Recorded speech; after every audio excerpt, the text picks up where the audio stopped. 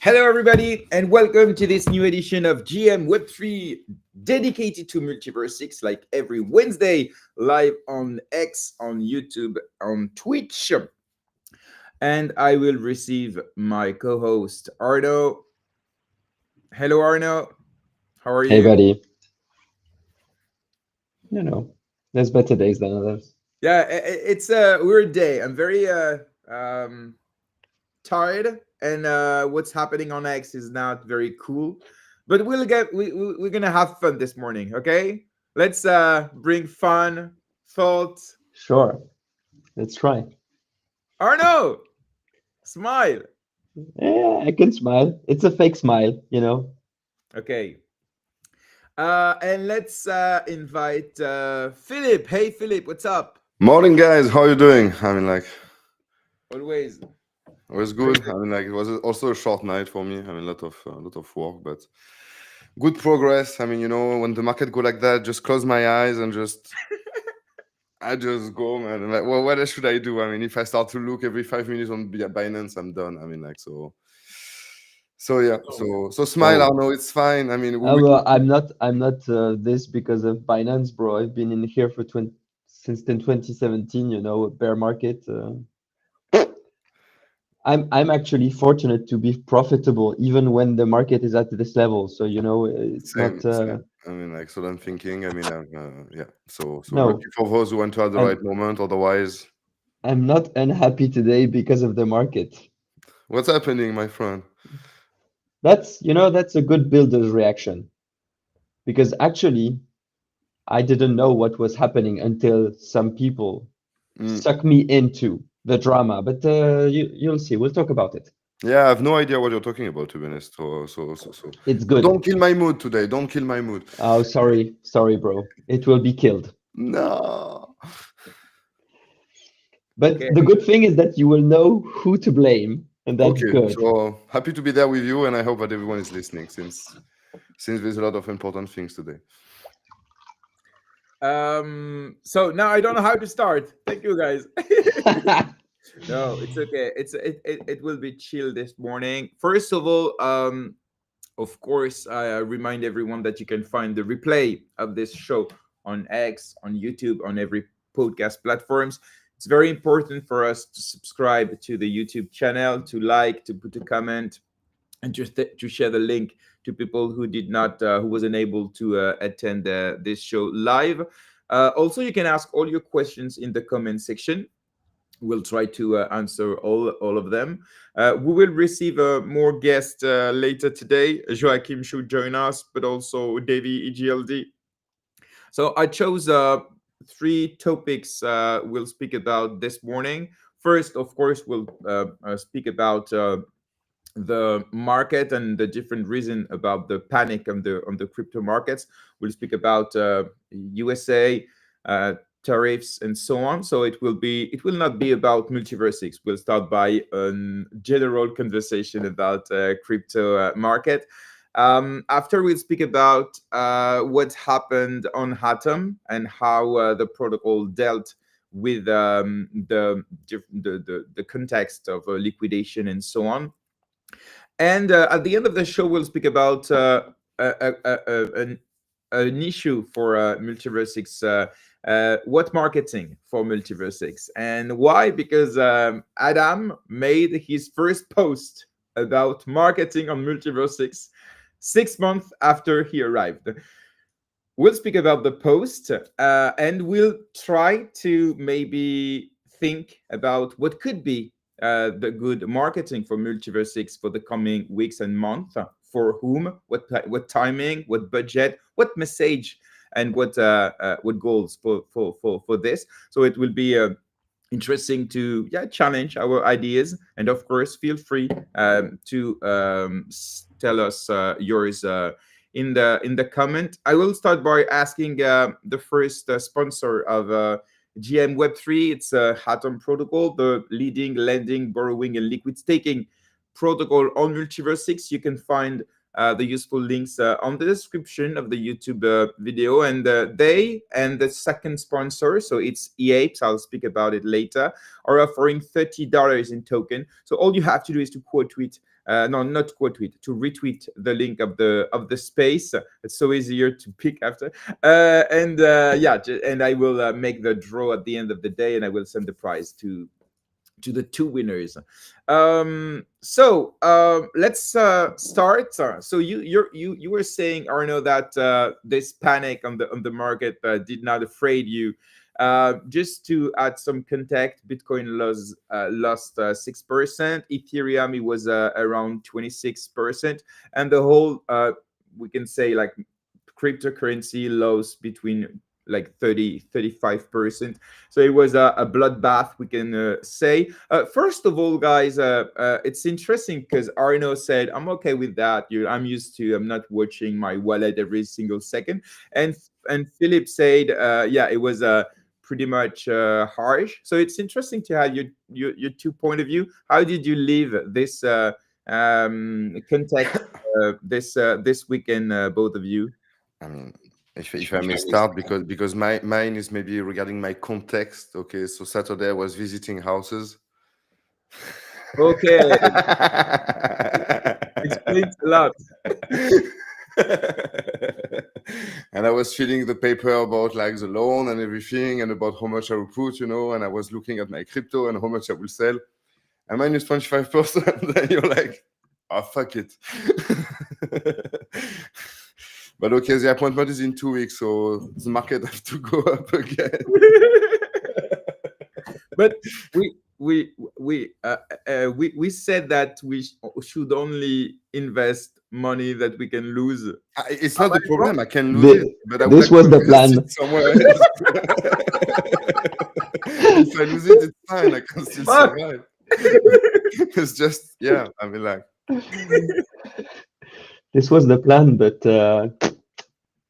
I mean, yeah. it changed. Timing was bad. Timing. I mean, the event of a crash, I'm fine with that. Honestly, I'm fine. But the timing was really wrong. I mean, I wake up in the morning thinking, okay, we look at my ledger, look at my stuff. Si minus 20, c'est bon. And so you said your wife, okay, we will buy We take the small house. I prefer the small one. or smaller house. Okay. Guys, just you don't have to answer, but I think it's interesting. How is your wallet structured? Maybe in terms of Bitcoin, Ethereum, other cryptocurrencies, EGLD. Can you tell us what's the percentage of the allocation? Or I can start if you want.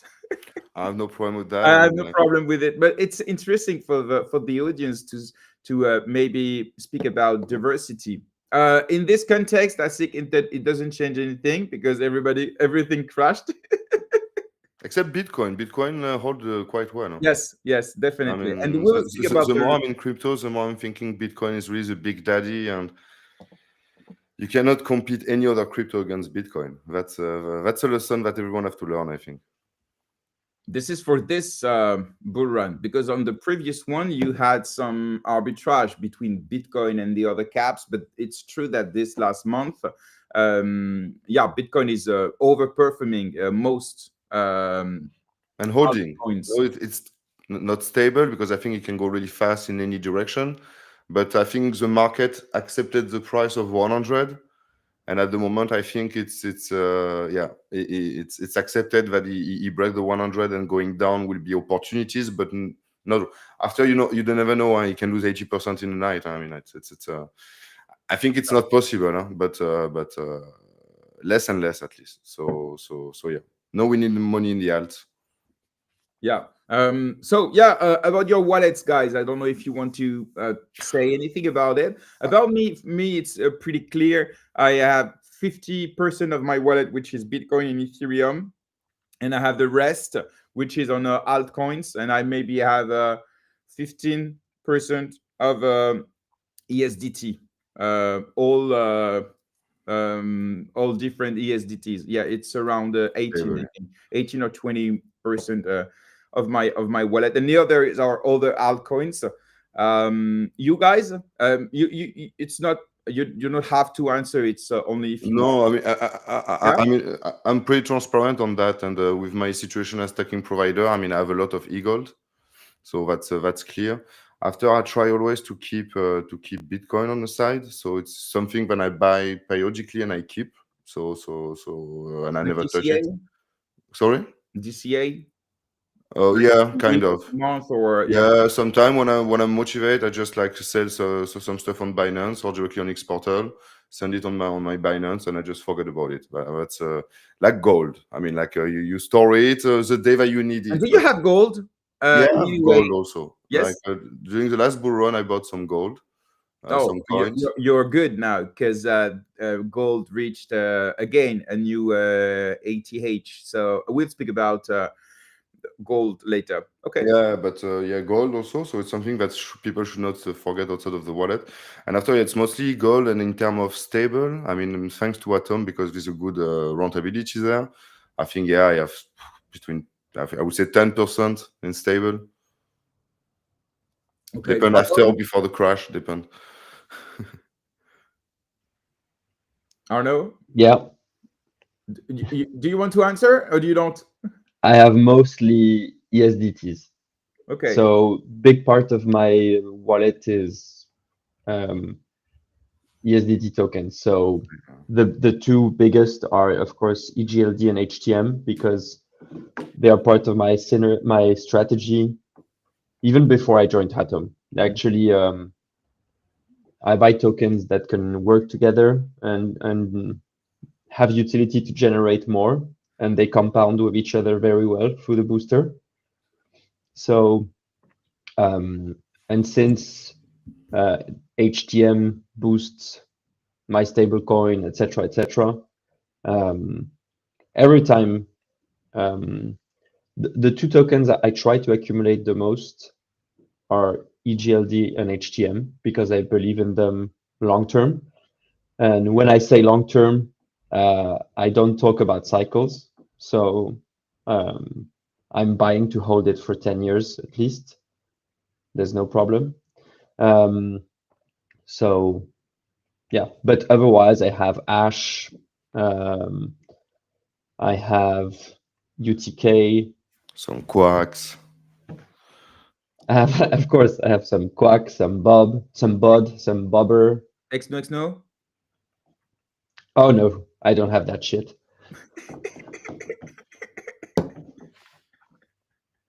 I feel that's Okay, related to the news. I'm curious. what about Ethereum? I know that Arno, you were very exposed to Ethereum ecosystem a few years ago. Yes, so actually, when I started investing in crypto 2017, I had ETH. Then in 2020, I had more money because I had more money to spend, and so I went big on ETH. ETH was I locked all my ETH in the ETH 2.0 contract because I was completely bullish on the roadmap, the sharding. I loved the vision.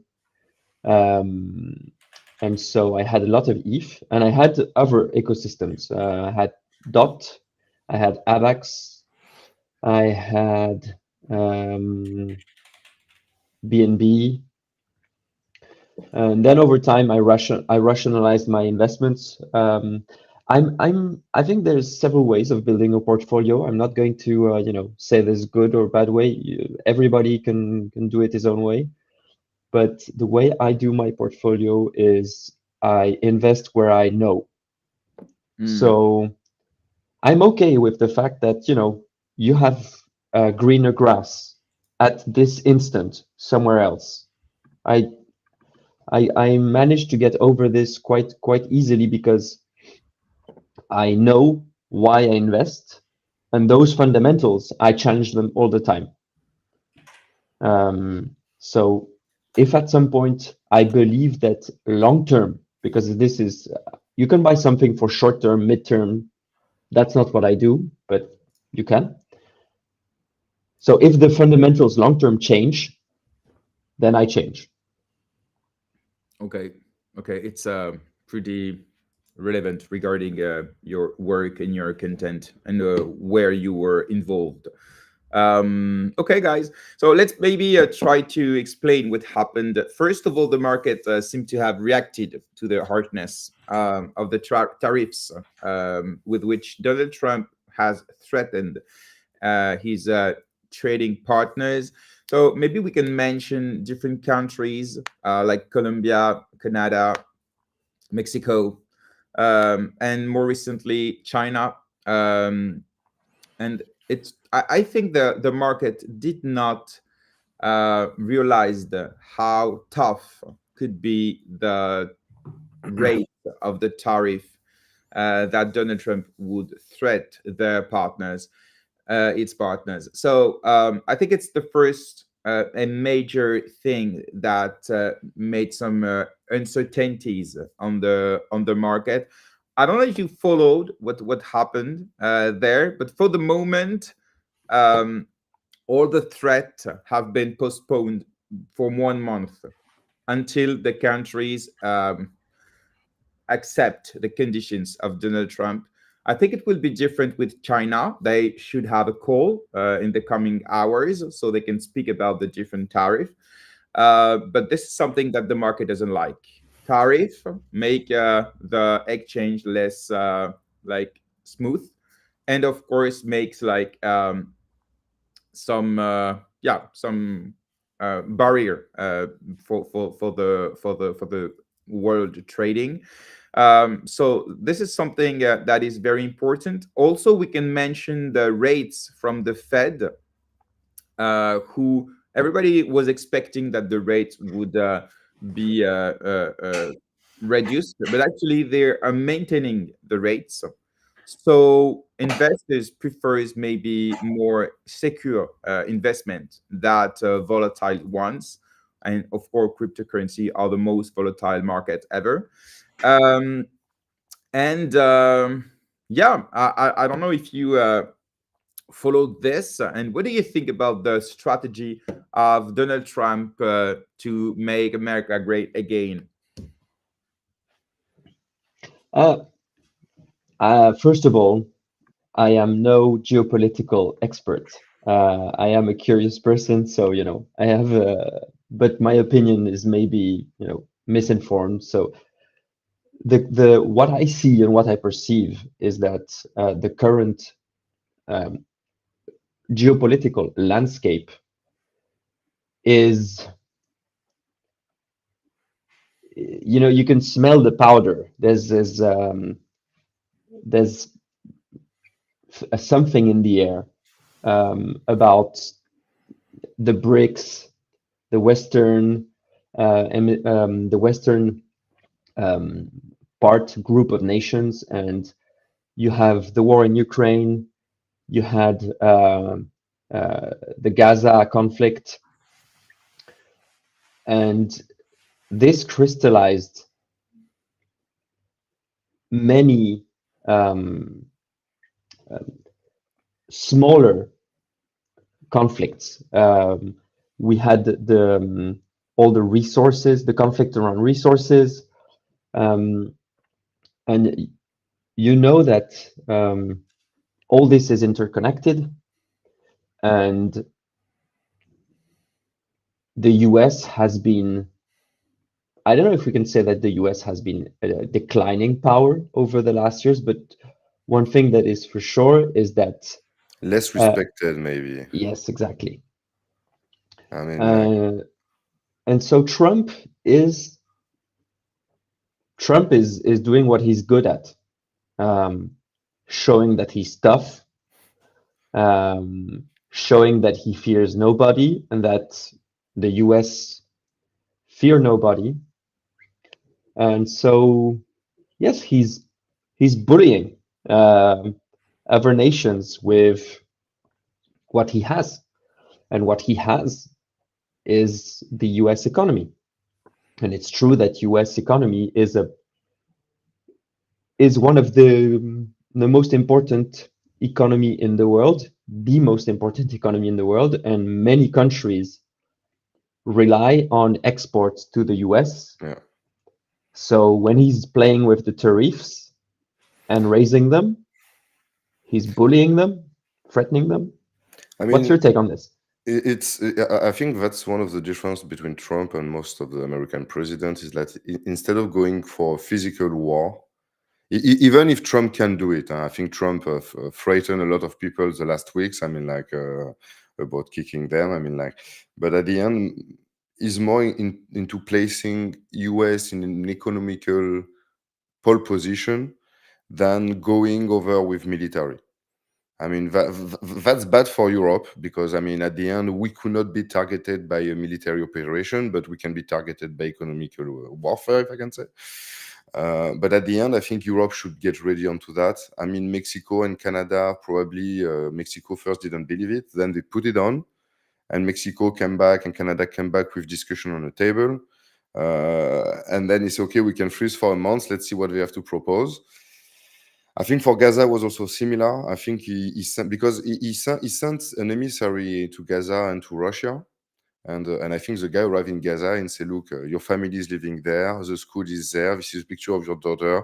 I mean, either there's a ceasefire and we discuss, otherwise, like there will be consequences for all your relatives." I mean, it's something that I can see happening. With Russia, it's a little difficult. I mean, like, you cannot go and threaten Putin's family like that. But I think right now you have the capacity to do it. We see it with Greenland also. Greenland don't know what to do, because if they put taxes on Greenland or forbid anyone to make business with Greenland without consequences in economy or tariff or anything, that's the problem of being like depending on the mighty dollar. I mean, right now we pay it. I mean, we pay the fact that our currency is peanuts without the dollar. So that means that tomorrow US somehow disappeared in another dimension, and dollar disappear, euro, nobody cares. I mean, literally, I mean, like, I see people saying that we are a big market, 350 million people whatsoever, except selling plain, okay, some chemicals, some stuff, but it's getting down. I mean, like, Europe don't have a lot of advantages over the other people. No?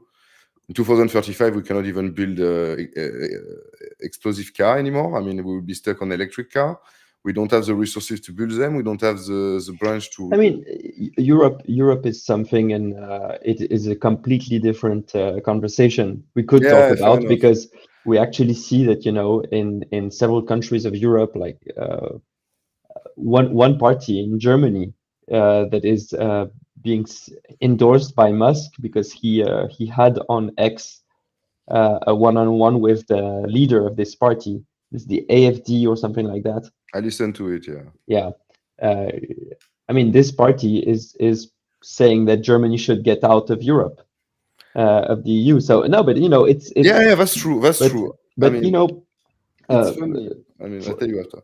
something that is interesting, for example, that not many people know, is that the actual situation for a country like France with the war in Ukraine has been super beneficial.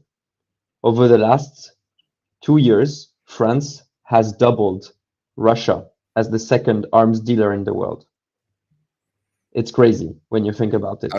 Yeah, but we give it to Ukraine against a loan, and we don't get No, paid. no, no, no, no, no. I'm not talking about this. You don't talk about that? I'm not talking about Ukraine. Russia had several contracts, because Russia was the second country exporting the most weapons in the world.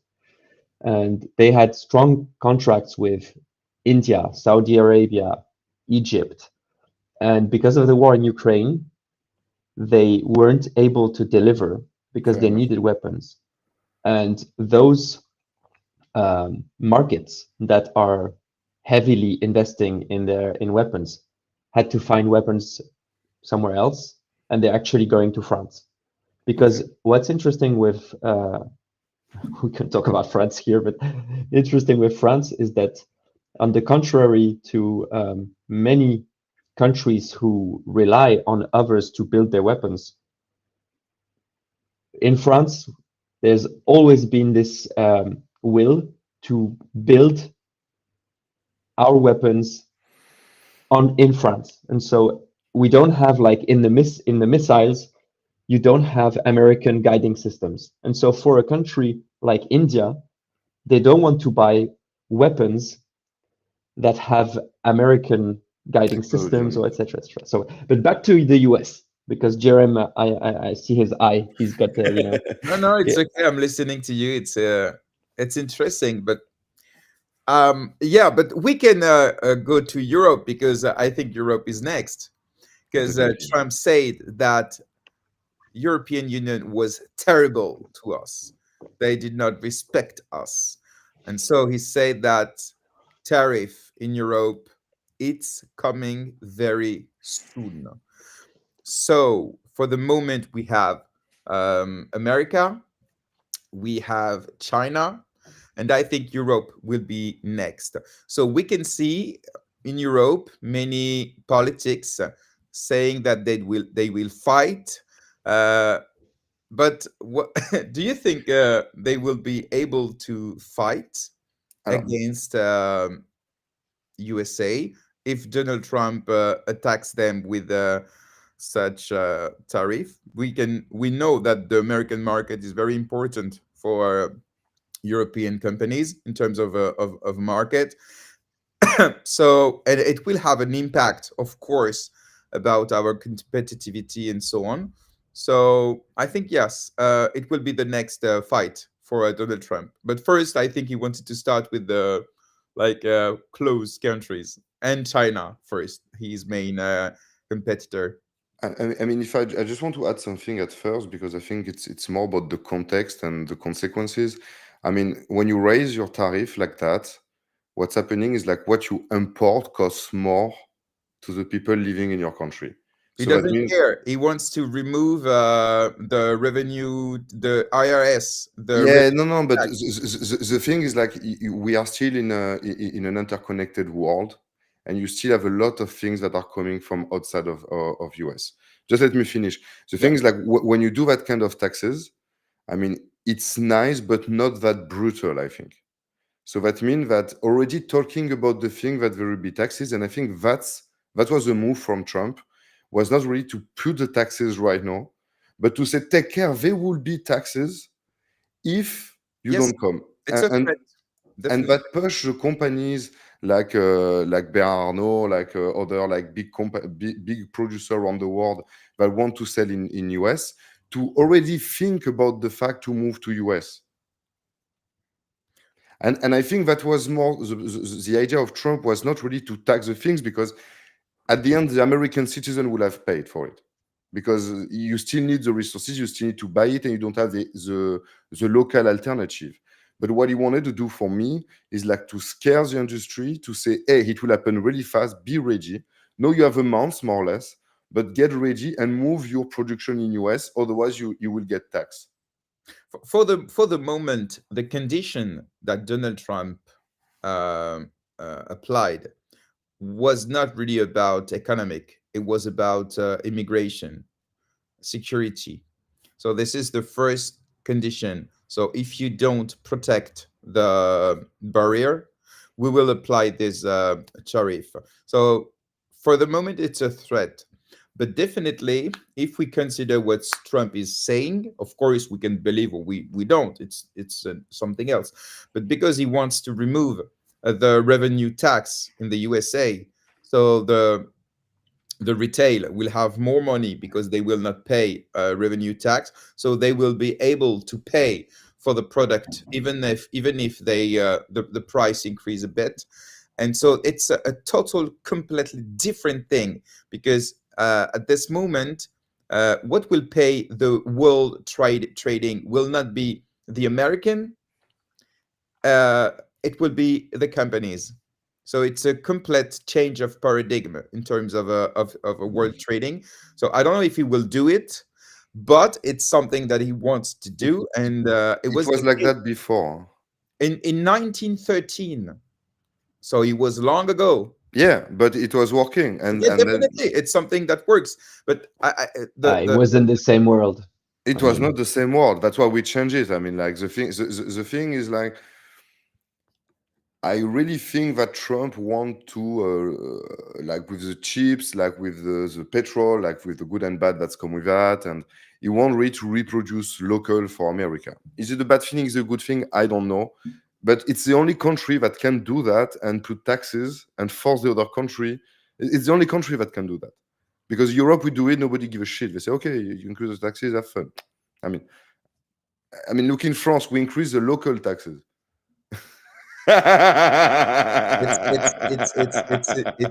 It's sad, but what I you say mean, is like, true. US Is increase importation taxes, China increase importation taxes, France, we increase the local. taxes on the society in France. I mean, like, Yes, because why not? Because nobody else will pay us in any case. I mean, like, but sad, that's but true. it's true. Yeah. Let's speak about the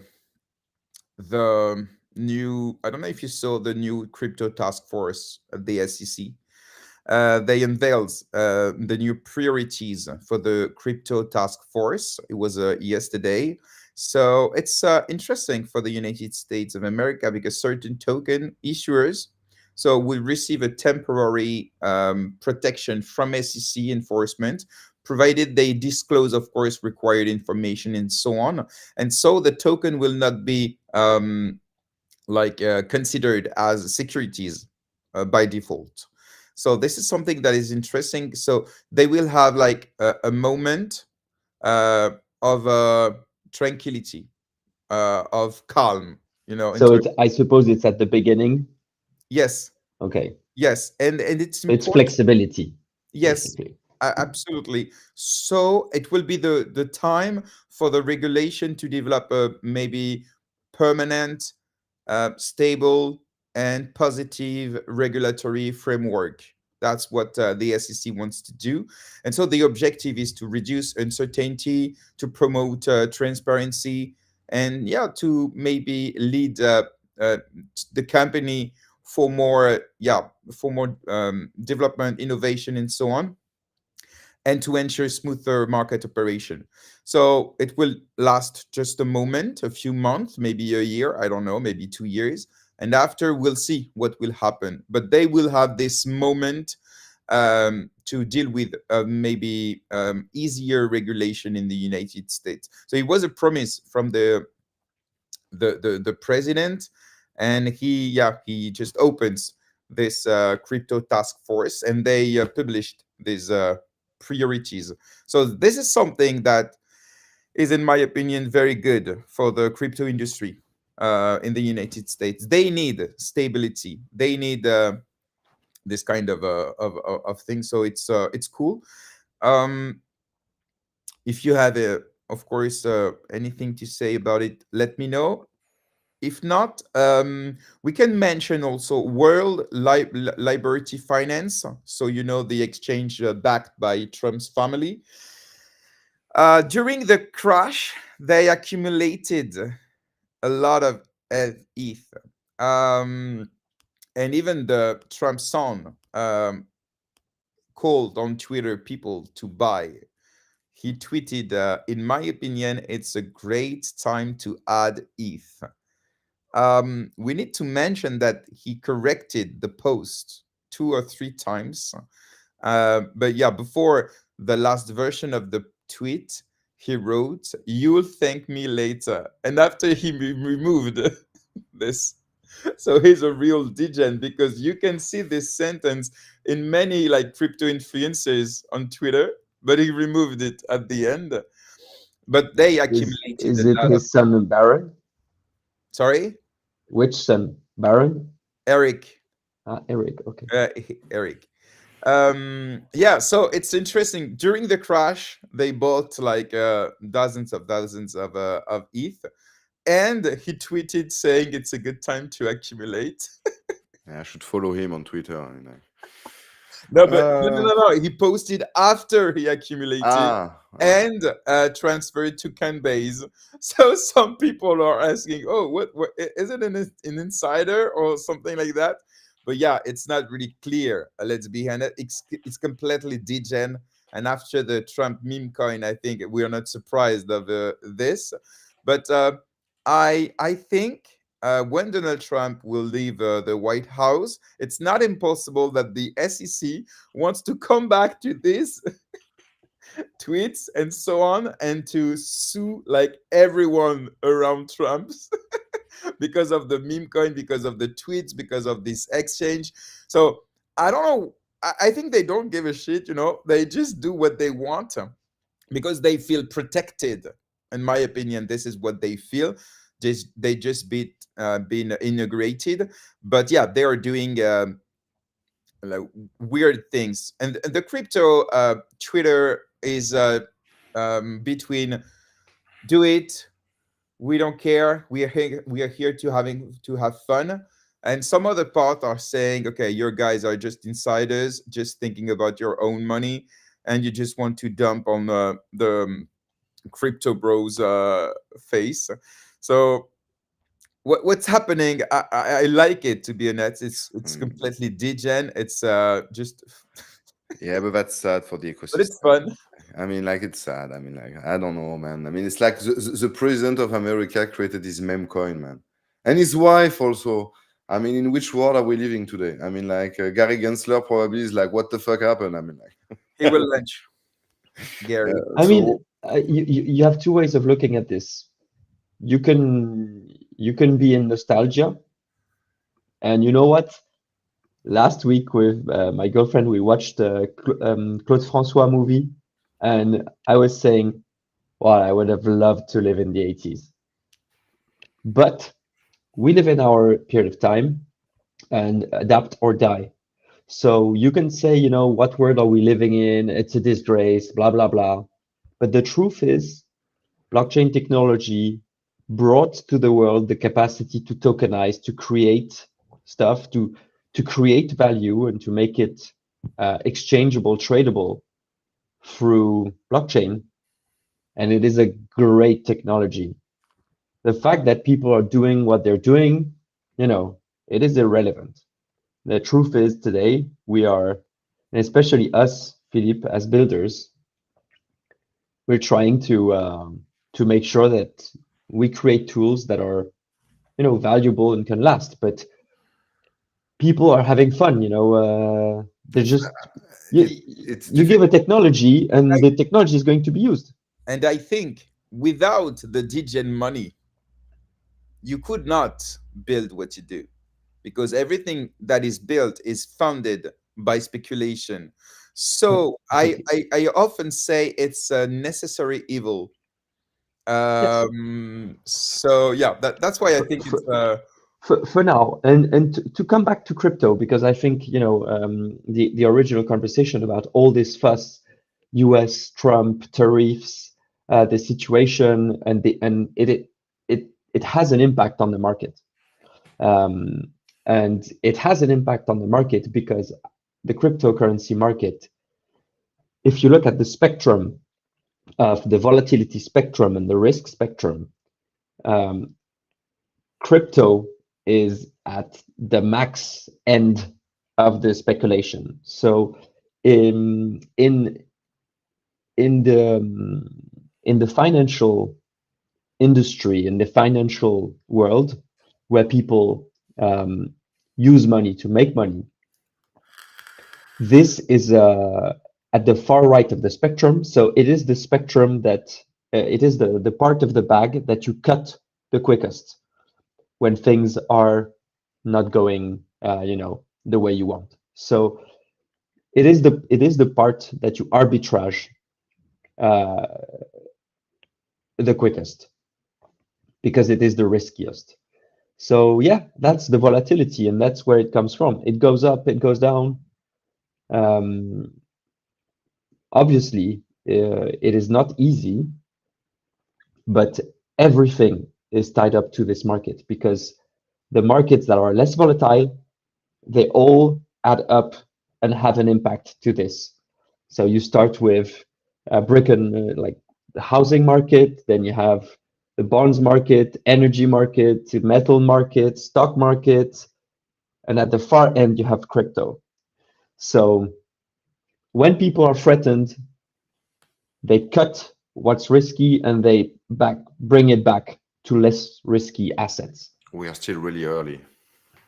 And this is industry is yeah, it's still it's crazy to say this, but it's true. It's still a very early industry. The only thing that has been sticking in on top of blockchain technology for now, since its start, is building another financial ecosystem, another financial industry. This is resilient, as we can see.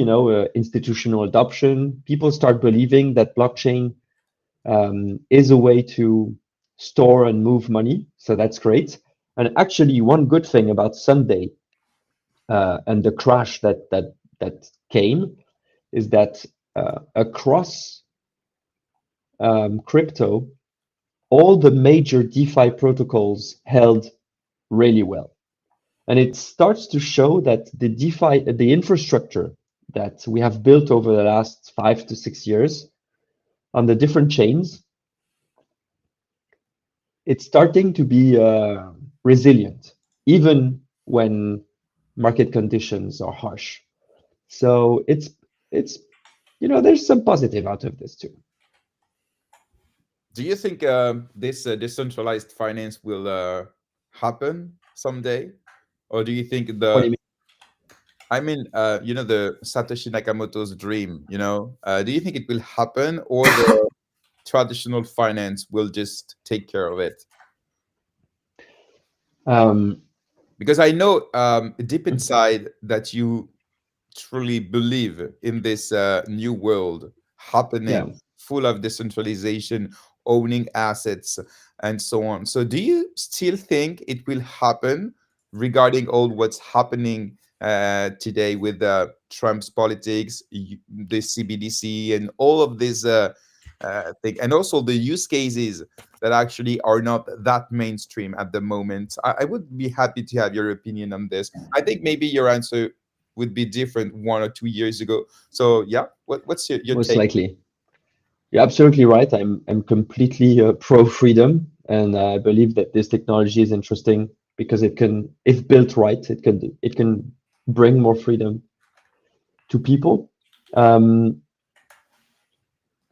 I believe it's already here to some extent. Different depends on what part of the world you live. You can be totally free or partially free, or a tiny wee bit free. But this technology is a success, in my opinion, today because it brings freedom today already. You can have your wallet, you can have your assets on your wallet, and you can do your own thing. You can move funds, you have custody. And I think this is brilliant. I'm happy that the CBDC craze that we had 1 or 2 years ago has a bit tuned down, especially in the Western world, because smart people, and especially around Trump, because Trump has unless he said something in the last 2 weeks, but Trump said no CBDC, no US dollar, because I assume that he has smart people around him saying to him that if he does this is how you kill the dollar. One of the great things for the dollar is that in the digital asset industry, the US dollar is crushing it because of private companies, building digital dollar, private digital dollar. If you create a CBDC, you kill those businesses. You basically become an anti-libertarian, and you do the opposite of what Donald Trump is trying to push.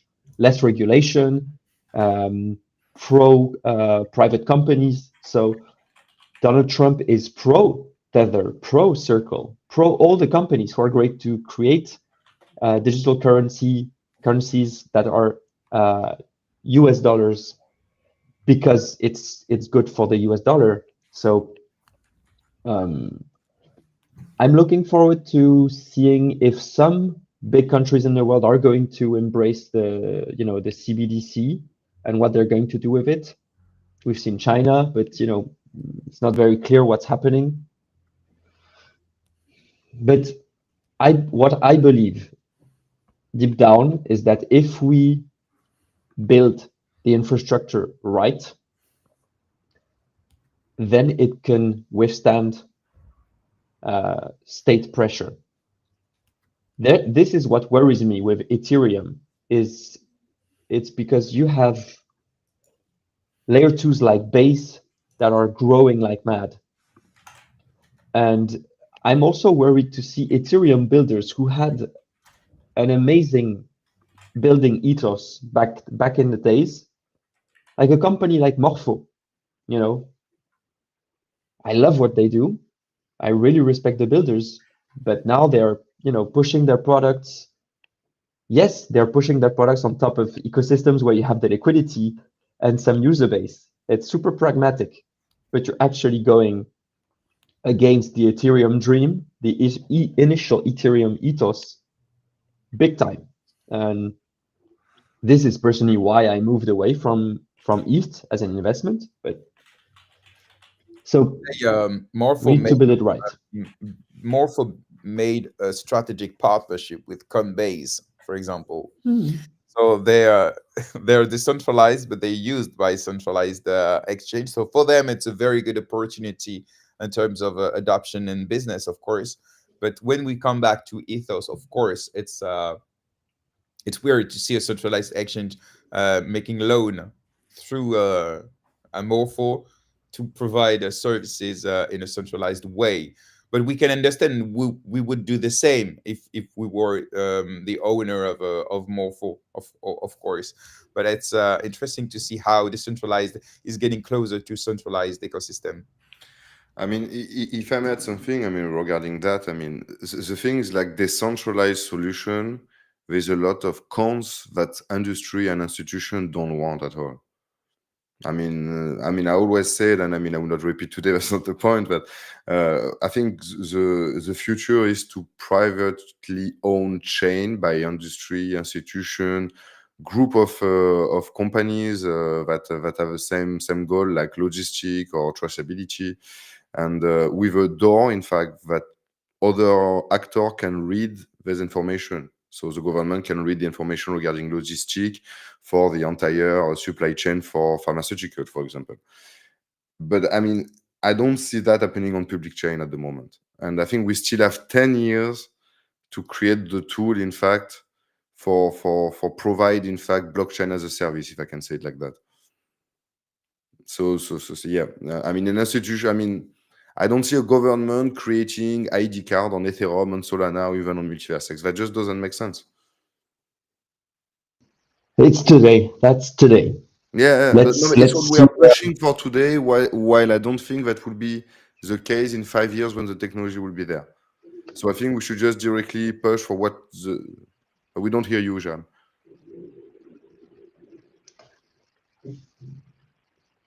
Oh, I don't hear you, Jerem, at least. Sorry. Yeah, if for example, let's go back to Multiverse 6.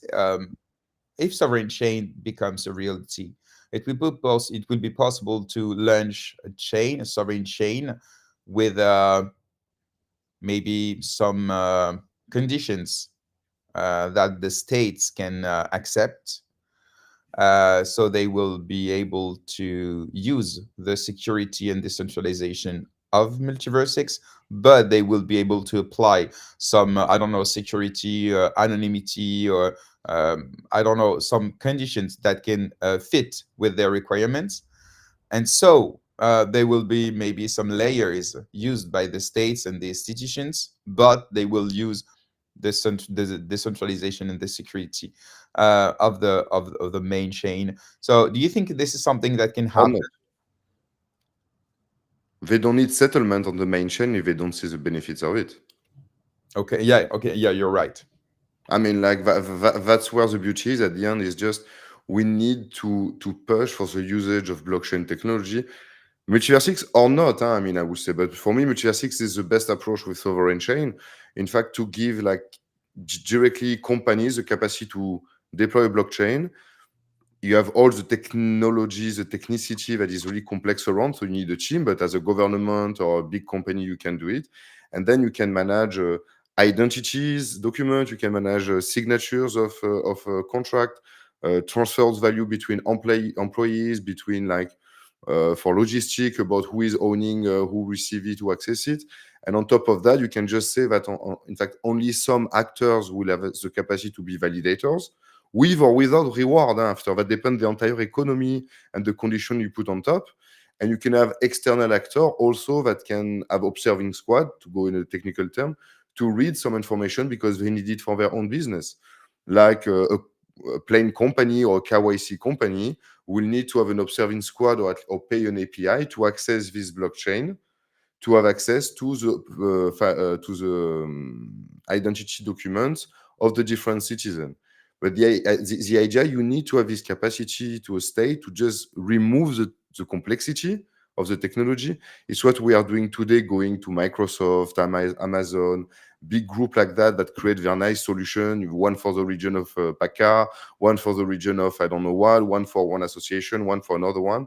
While at the end, we should create a bare bone, and that's why for me blockchain is to create the backbone of an infrastructure on top of internet, on which we can create environment like that independently of a cloud provider. And I think that's where we should be aiming in the 10, 15 years. But right now we are fighting about meme coins and crap like that.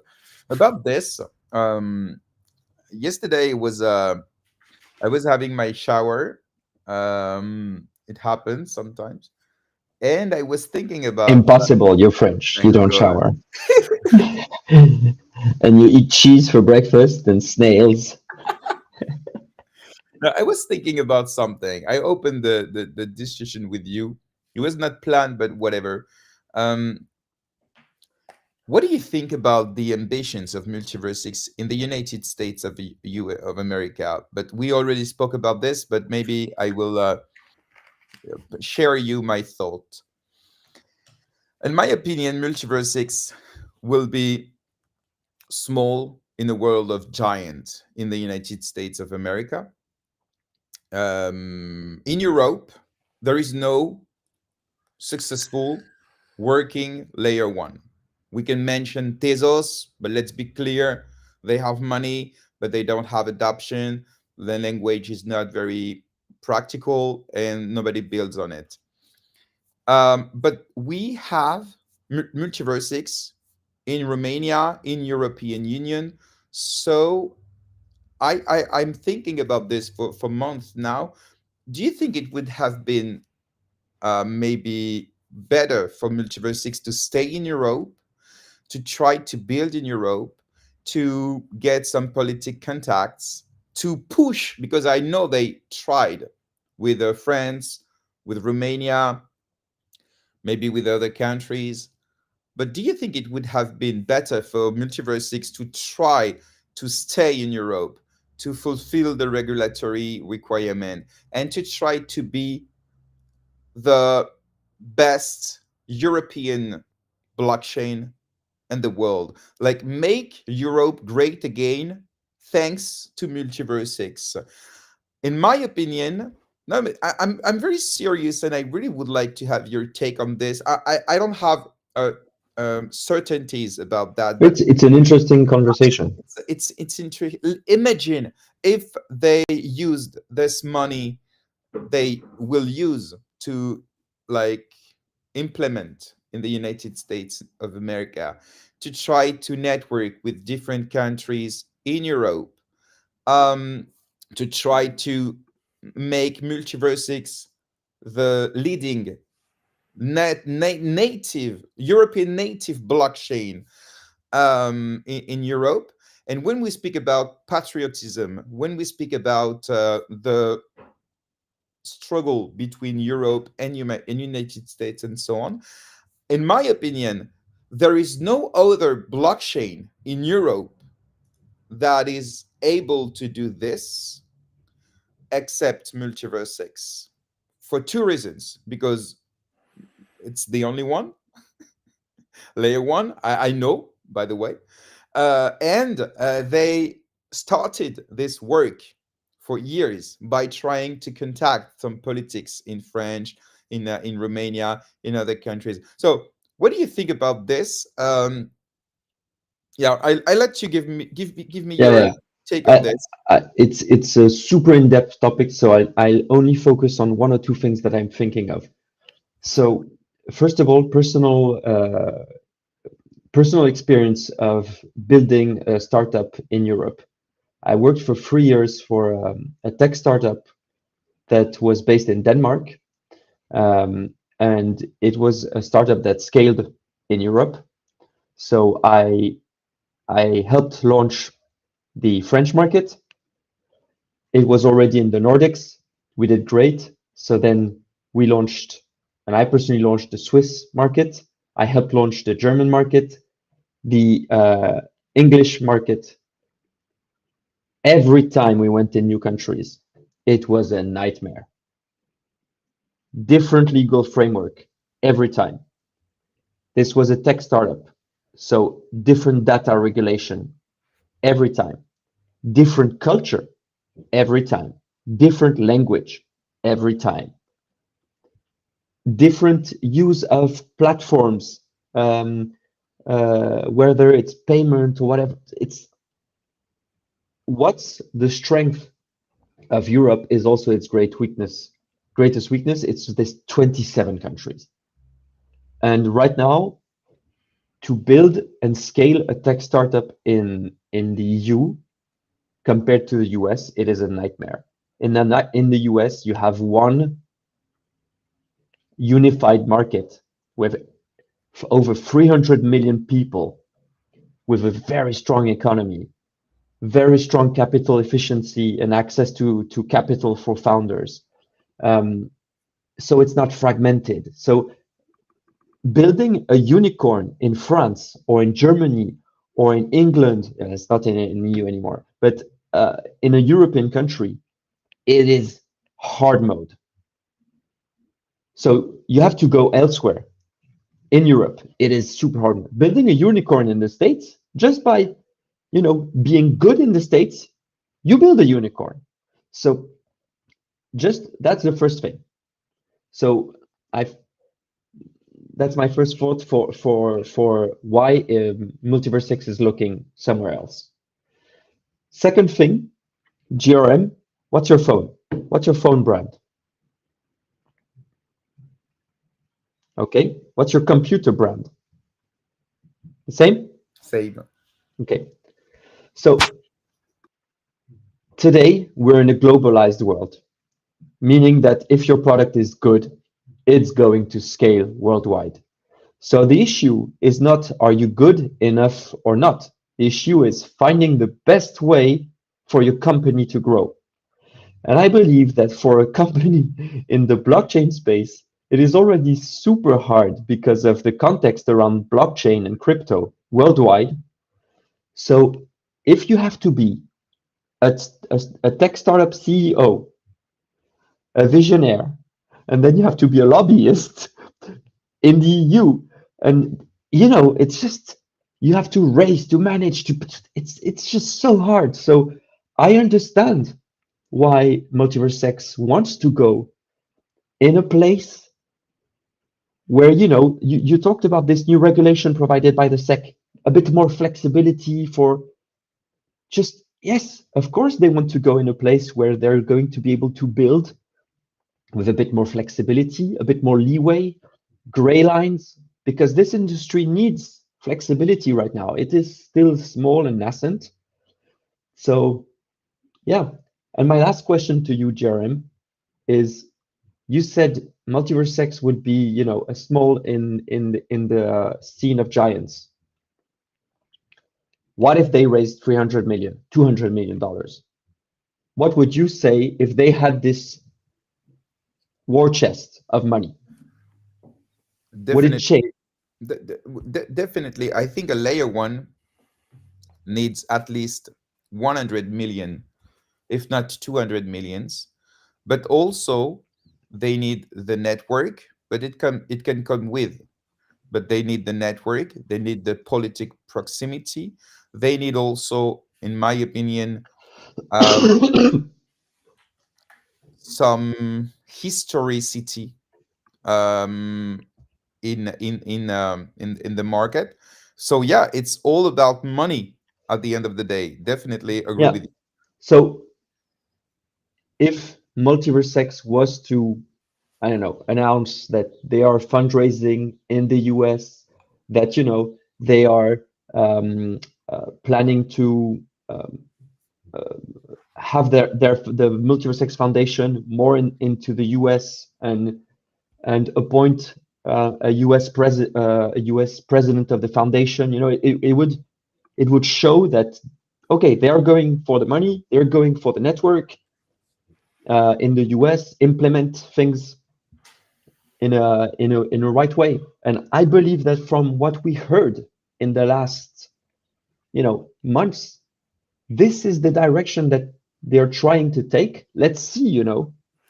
Um, I have another theory to add to that. I mean, I agree with everything that you just said, guys.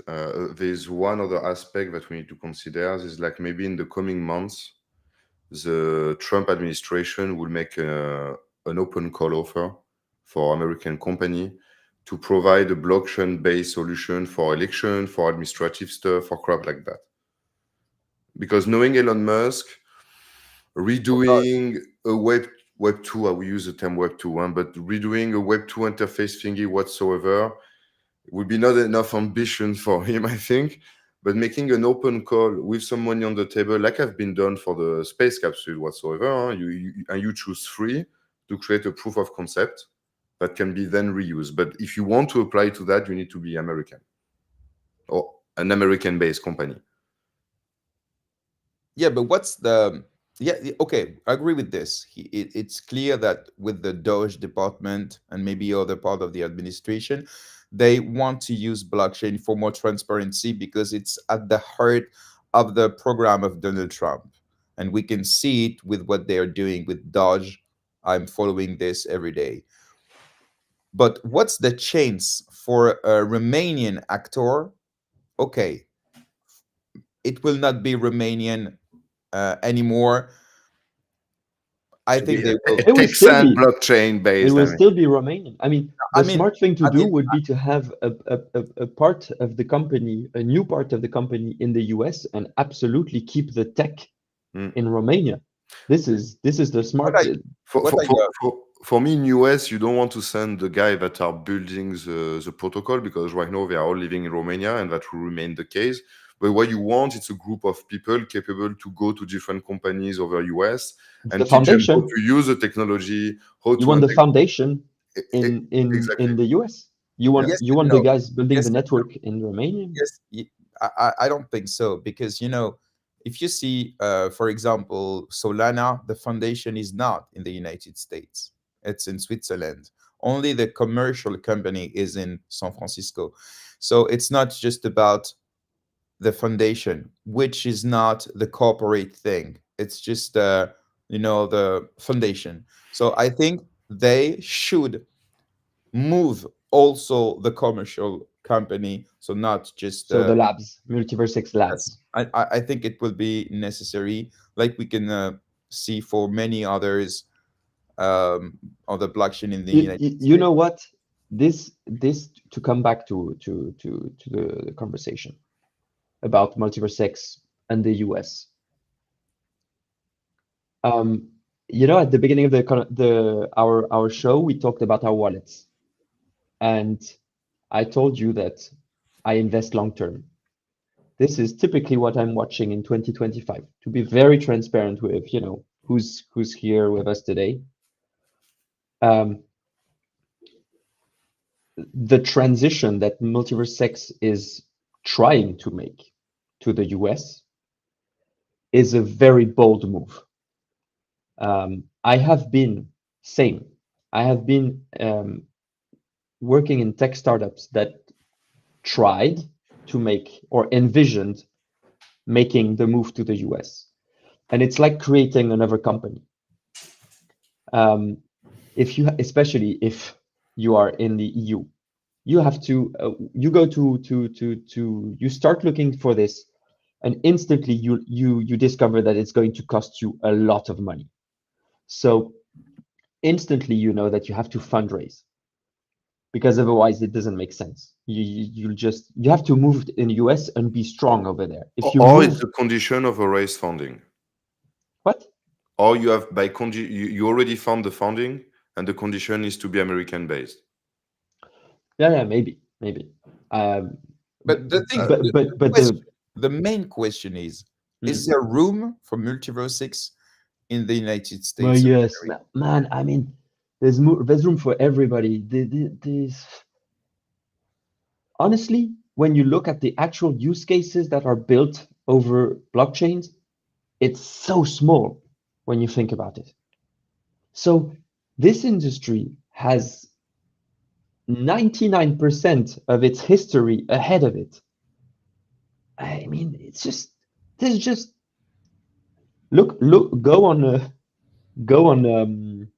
DeFi Llama. I mean, you don't even have 50 DeFi protocols that exceed 1 billion TVL. What is this? I mean, it's nothing. It's a small industry. And half of them will die in the next 5 years. Yes, To be replaced by other one, huh? I mean, like yeah. But I mean, this is the start. This is just the start. So interesting. In the future, if we imagine that blockchain technology is going to be the backbone of the internet with everything tokenized, so whenever you go to a hospital and information is stored, data is stored, everything is stored more efficiently on blockchains that are actually efficient, and the cost of computing is super low, etc., etc. So I'm talking about a very advanced technology than what we have today and the industry that we have today. It's like internet in the 80s. More or less, yeah. No. And to come back just on the question, Jerem, why Europe? I mean, like, I think the regulation in Europe is really complex at the moment. I think it's really difficult to project, and with the situation and the move of US, I think raising fund in Europe right now, even more in AI or in blockchain, on things like that, most of the cash will go to US, I think, at this point, unfortunately for us. Okay, guys, thank you very much for your opinion about that. Time will see. Let's speak about what happened on Sunday for Hatom. We read some threads trying to explain what happened. Maybe Arno, because you are a Hatom ambassador. No. Sorry, your business. I work at Hatom. Sorry. Were you at the center of the reactor at the moment? You No, personally? to be transparent, I was in my bed at the moment. Okay. But we had. Can you? Yes. Can you maybe in a very complete and understandable words explain what was the challenge for Hatom protocol? I can see on private groups, on Twitter, people that some of them risked to be liquidated, some others were not liquidated. We saw Robert, we saw Foudres trying to explain how you dealt with this situation. To be completely honest, imagine I did not follow anything and I don't understand anything. So yeah, can you try to explain what was in at stake at the moment? Yes. So to make it very easy, the core thing that we're talking about here is the lending protocol in Hatom, the lending and the borrowing.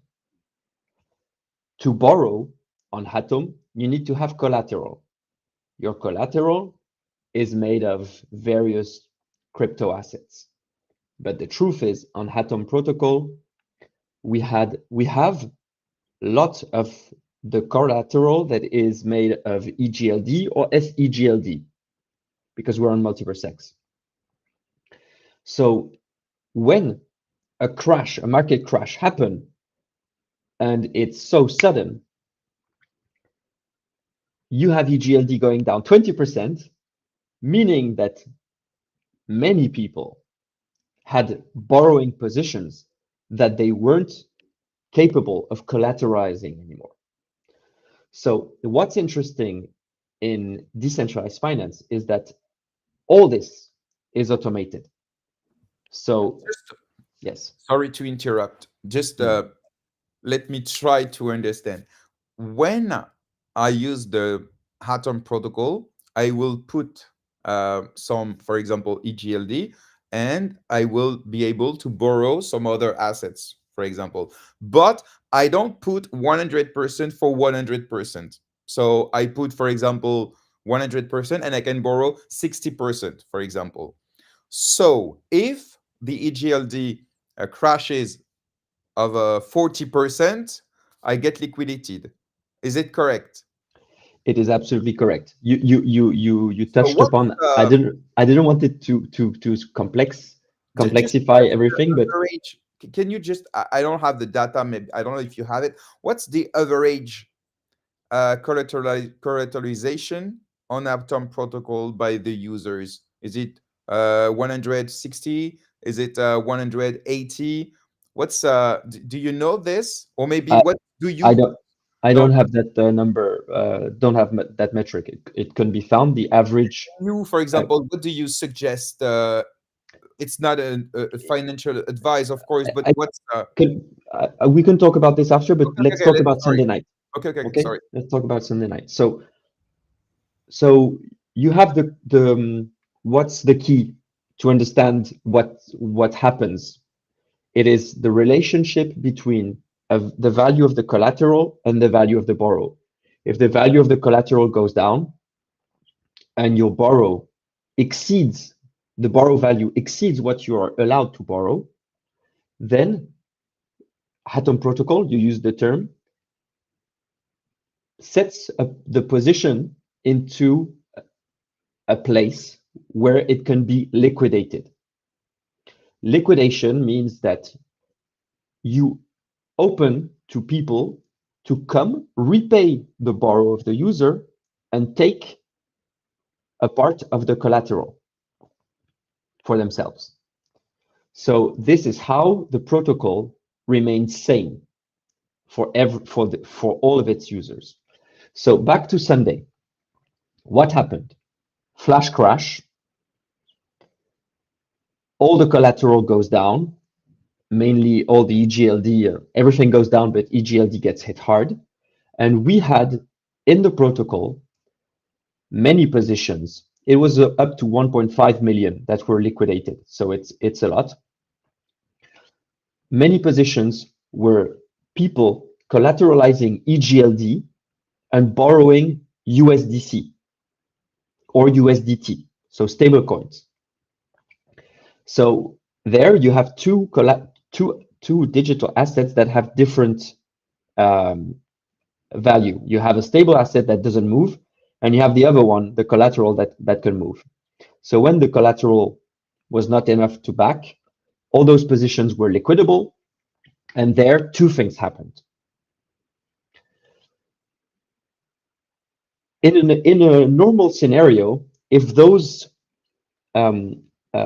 independent event elements didn't occur, things had run smoothly.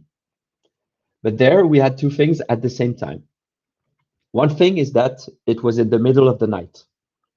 And in MultiversX, we have mainly Europeans. So everybody, mainly like me, were sleeping. Secondly, at the same time, we had one of our liquidity providers that had to remove 40K of his SEGLD to most likely, we don't know to all the extent, but most likely to secure a long on an exchange or something like that. So he warned us and he exited 40K SEGLD from the Hatom protocol and he needed EGLD. So what did he do? He went and exchanged 40,000 SEGLD for EGLD with a swap. So he took a huge loss, but this created a massive imbalance on the SEGLD EGLD pool, because instantly you had no more EGLD and you had a lot of SEGLD. So there, what's the problem?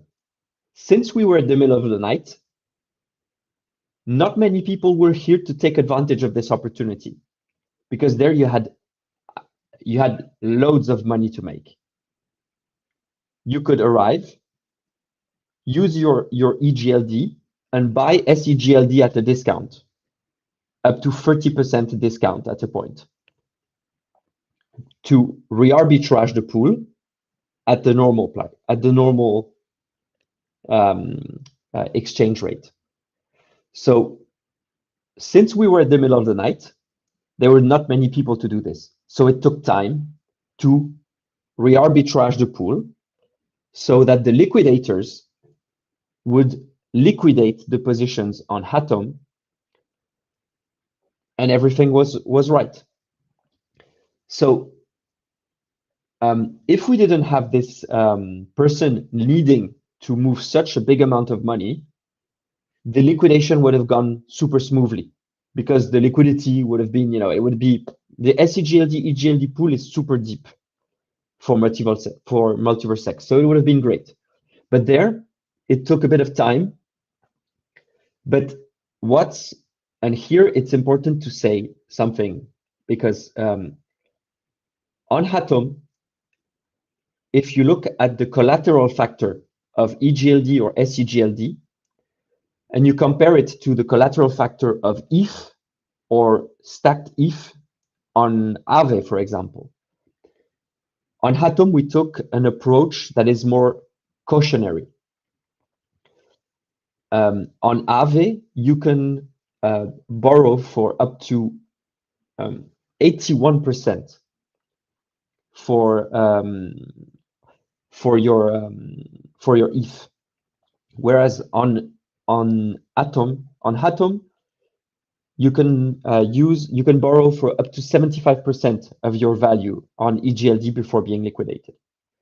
And so this cushion actually was great, because it, during this time where the SEGLD EGLD pool was arbitraged, and it took a bit of time, this cushion, safety cushion, made that the protocol didn't generate any bad debt.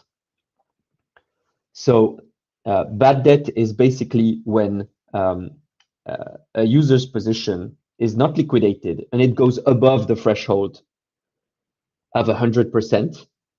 And so when the liquidator comes in and liquidates, then the protocol and everybody is losing money. So not the liquidator, but the protocol is losing money. So this didn't happen. So even if the post-mortem of all this is, it's great.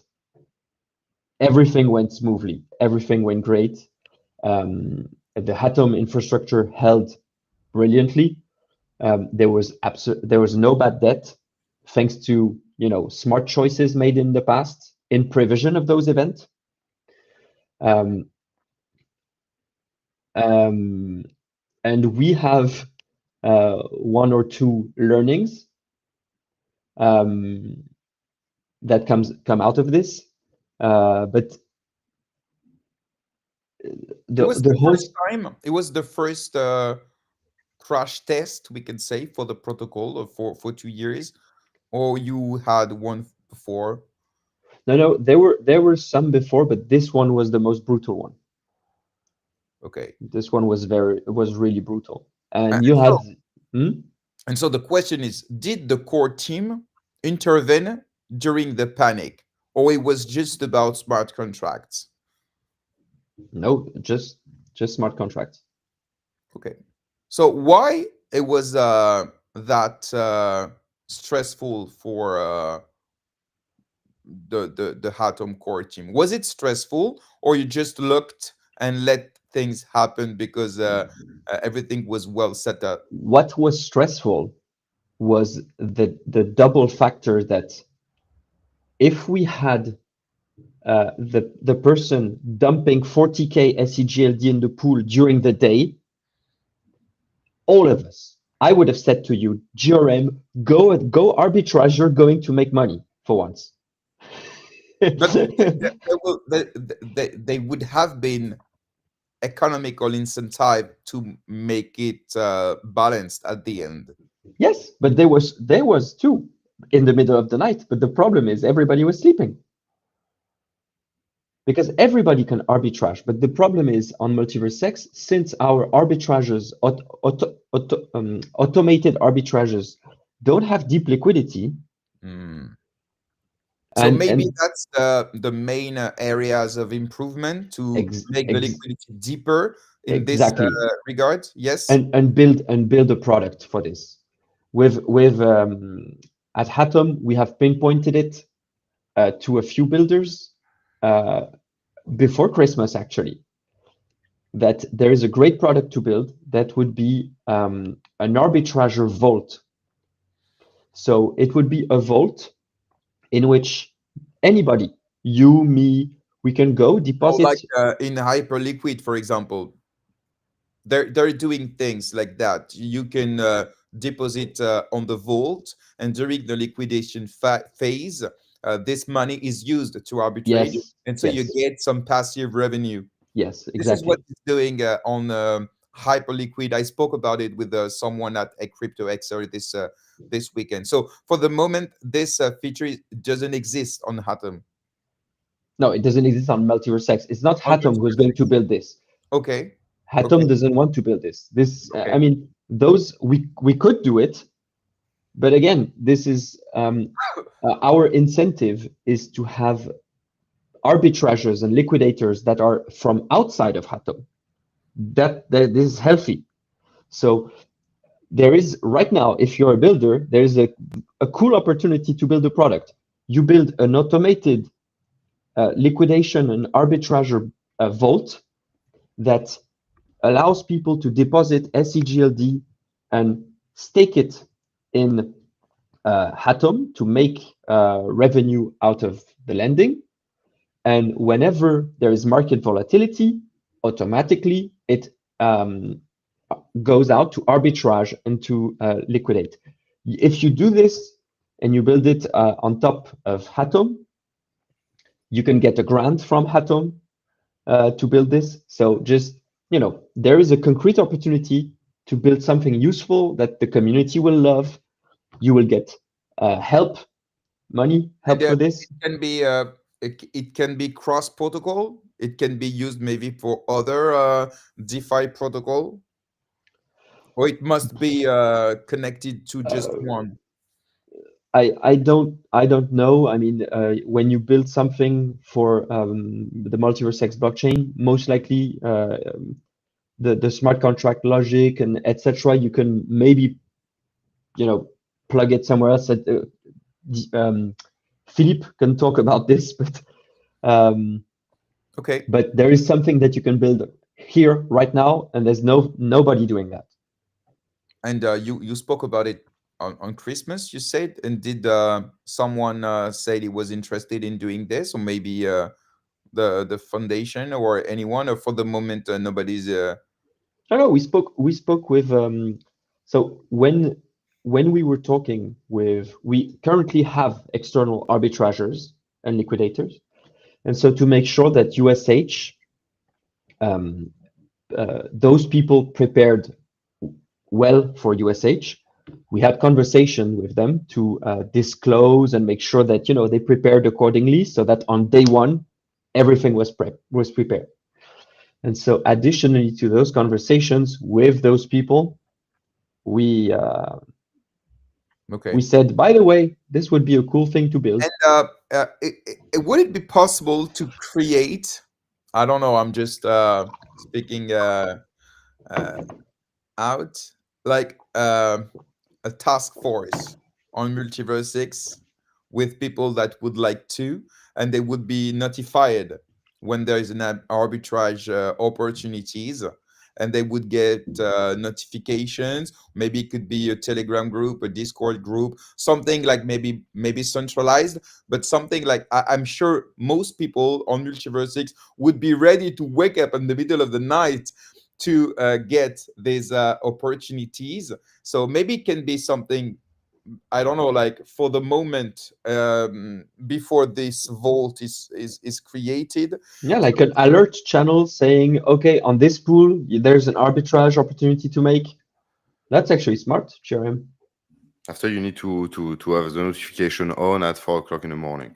Yeah, but I mean, people would do it. I mean, especially for people in the MultiversX ecosystem, this would have meant, making 10%, 20%, 30% at some point on one swap. I mean, So you instead of having a channel, you make publicly on X.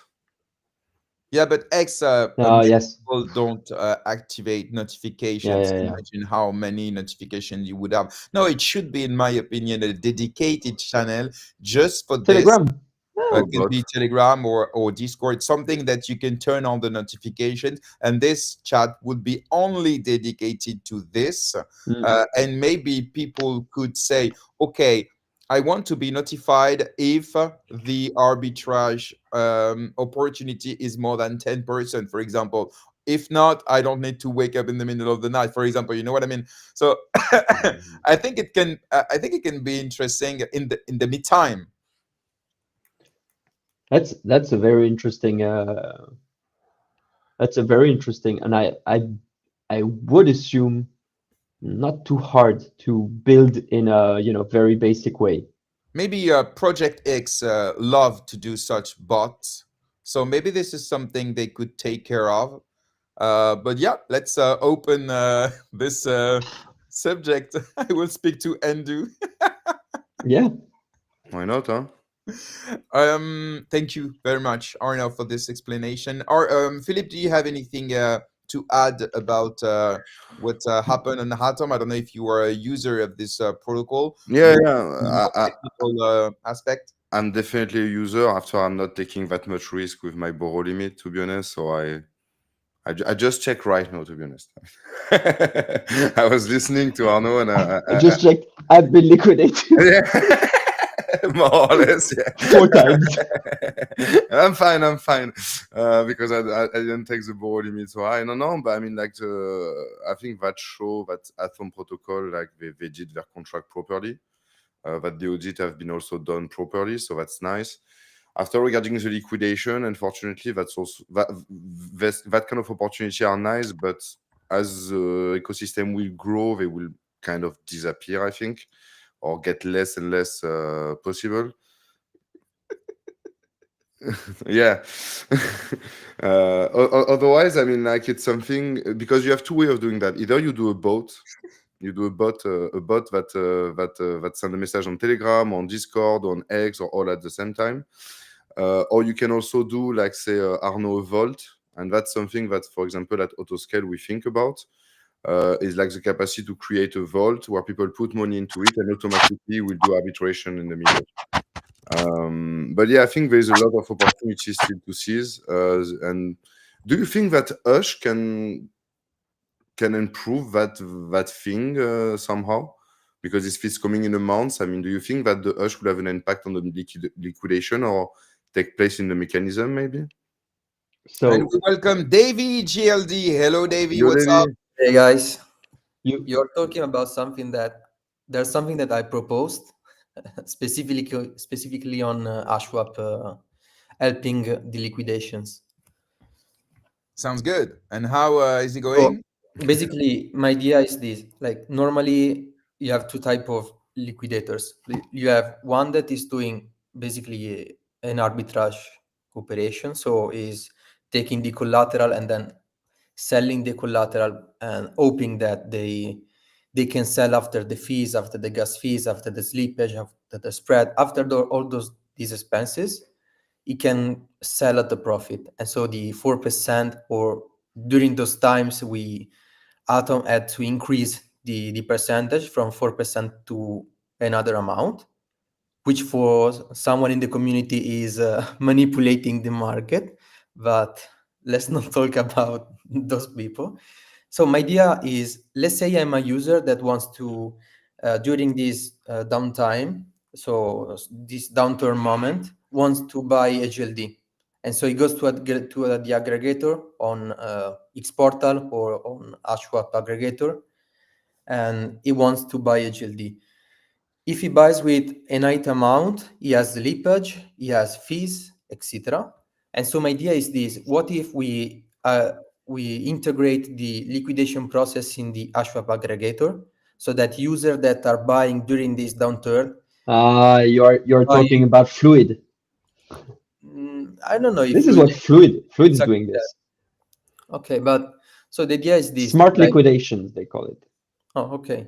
I guess that also Robert shared something about Orc on Kijura that work similarly. And so the benefit of this is that you take collateral without spread, without fees. You also have you get more than you are paying because you have the reward.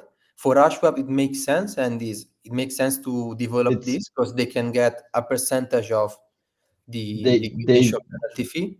Davis is to be this is super deep DeFi. Like I don't. Oh, sorry, I walked on my dog while saying this. Sorry to interrupt you, but I mean, it is super deep DeFi, and I believe that not many people will. But it's interesting to see that how can we either build better products or either involve the community to help the liquidations to be smooth. And there's things to build, obviously. And to your point, Philippe, about USH, you won't be able to use your USH to collateralize for a loan. Okay. Do you have an idea? It will be more rentable than Wrap USDC, or In what sense? in terms of API, APY? But if you become a USH liquidity provider? Yeah. So I take some e-gold, Yes. I mean some USH. Yes. Okay.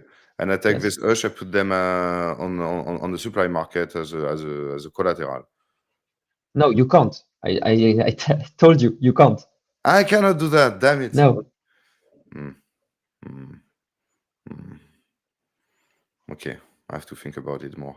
I have to If read you want, about it. if you want to make money out of using USH, you need to become a liquidity provider. So, for example, you mint USH with EGLD, and then you pair USH with your USDC, and you deposit it in the staking, in the USH staking product. Okay. There you will make quadruple revenue if you have the booster. And there, yes, you might have an APR, an APY that is higher than USH lending. Yeah. Let's see, we will see the right numbers. But what is sure is that for people who are looking into the arbitrage opportunities on MultiversX, USH is going to increase the opportunities by a lot, because you're going to have new liquidity pools with deep liquidity. You're going to have several projects who are going to launch liquidity pools with their token paired to USH. So whenever you're going to have people swapping, it's going to create discrepancies, and those discrepancies between in the pools can be arbitraged. So there's going to be opportunities. Okay. Looking forward to that. I mean, it's already on the DevNet, no? The staking part that I talked to. Yeah. Yes. Okay. It's on DevNet. I will have a look. And another question: what about the airdrop of a Hush for the people that have like the booster since? Hey man, come on! This is not an Hatom AMA. Okay, we did 2 AMAs last week. Open in front of me. I mean, and last week there was a protocol update, so you move your ass and you go read the protocol update. Okay, my bad. I think all questions are welcome here. So feel free to answer, Arno. I should connect to my fake account and post the question on the tweet. I mean. Yes, but Philippe has special treatment. Yeah, yeah. So let's maybe focus on Davy for a moment. How are you, Davy? A bit stressed. Like, I care a lot about the ecosystem, and I try to think about ways to make it succeed. And the things that are happening, even if they are correct, they are right, and they are not. But even if they were, I don't see any possible outcome where this is net positive for the ecosystem. And so it's something that is making me crazy. Like, people don't reason. Like, they seem like tumor cells that do things casually around the ecosystem, and I don't know. It's stressing me a lot because I try a lot to grow the ecosystem, to do things, to I don't know, like Well, What's the main challenge for MultiversX ecosystem at the moment? What makes you stress more? Is it about let's say toxicity? Is it about lack of adoption? Is it about pricing? Is it about lack of builders? Is it about the general context? Is it about the lack of marketing? We will speak about it in the next part of the show. What makes you more the most stressed at the moment? And I, of course, I will ask the same question to the others. yeah. So um, in my opinion, like, you can optimize the result with some things like marketing, like better communication, all of these things. But the main thing that you want is a great product. And with a great product, I mean an ecosystem that has a lot of attractive opportunities, a lot of things that external people may care about. Then, once you have the product, it doesn't mean that even if the product is great, people will care and will come to the ecosystem and try. But that is the main thing that you should look for. And this stressed me a lot because the current situation is one where we don't have a few builders, but at the same time we don't have many builders, and the quality builders that we have are not that many.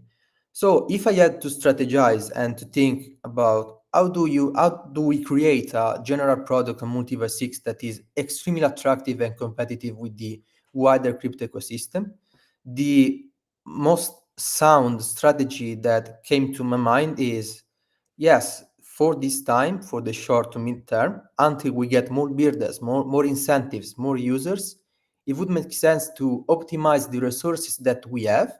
And with resources, I mean the workforce, the mindshare, the builders that we have, in order to create a product that, yes, maybe can take a trade-off on competition. And so we have to create synergies, to collaborate, to create something. But this is made towards creating a competitive environment. So, for example, that thing that I shared about Ashwab is maybe something that Ashwab would need some money to develop, would be something that projects could, I don't know, the two lending protocols that we have could contribute to, maybe with the code also. Other things could be, I don't know, having a structured and cohesive design space. So having some guidelines for the design of the apps that we build, having a strategy maybe to launch products together so that they synergize.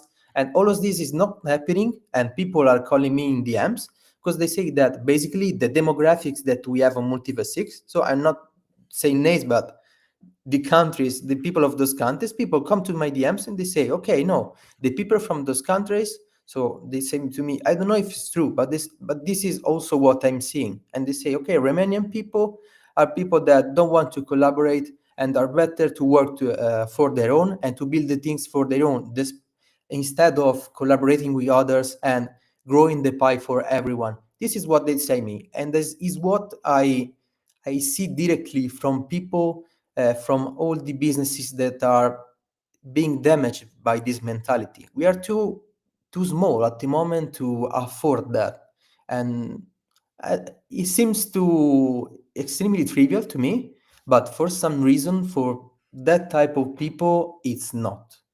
And it's a small but extremely important vocal minority. And I don't know. So this is mostly what I think. It's interesting. I spoke about this a few months ago, and I was treated like a racist for saying such things. Um, but it's something that comes again and again on MultiversX about few people, some and most of them are Romanian, that maybe wants to be just in themselves. I say few people because, of course, most of the community and many Romanian builders are not like this. So I'm not making any generalization about that. But this is a feeling that is shared by a lot of community members on the Telegram and Discord channels, by builders also.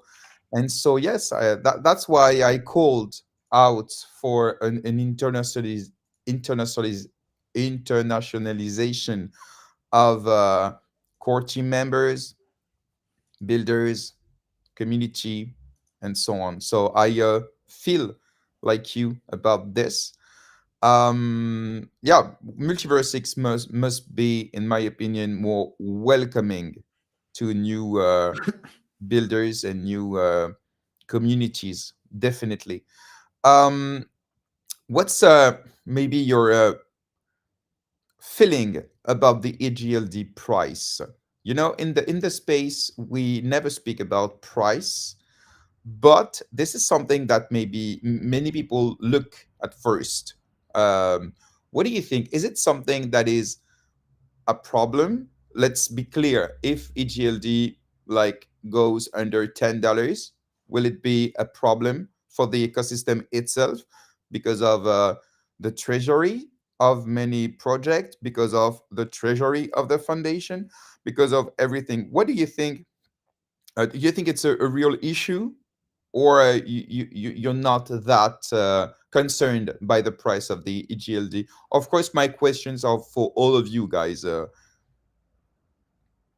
Who wants to start? Just let I can me. start. I can Arno. start. Yeah. So there are two things. There's the technical analysis. Obviously, when EGLD gets close to the 20 zone, this is an area that is strategic because it is the last stand before a bigger drop. So this line of 20, just I'm going to say to my dog to not climb. Sorry, I'm back.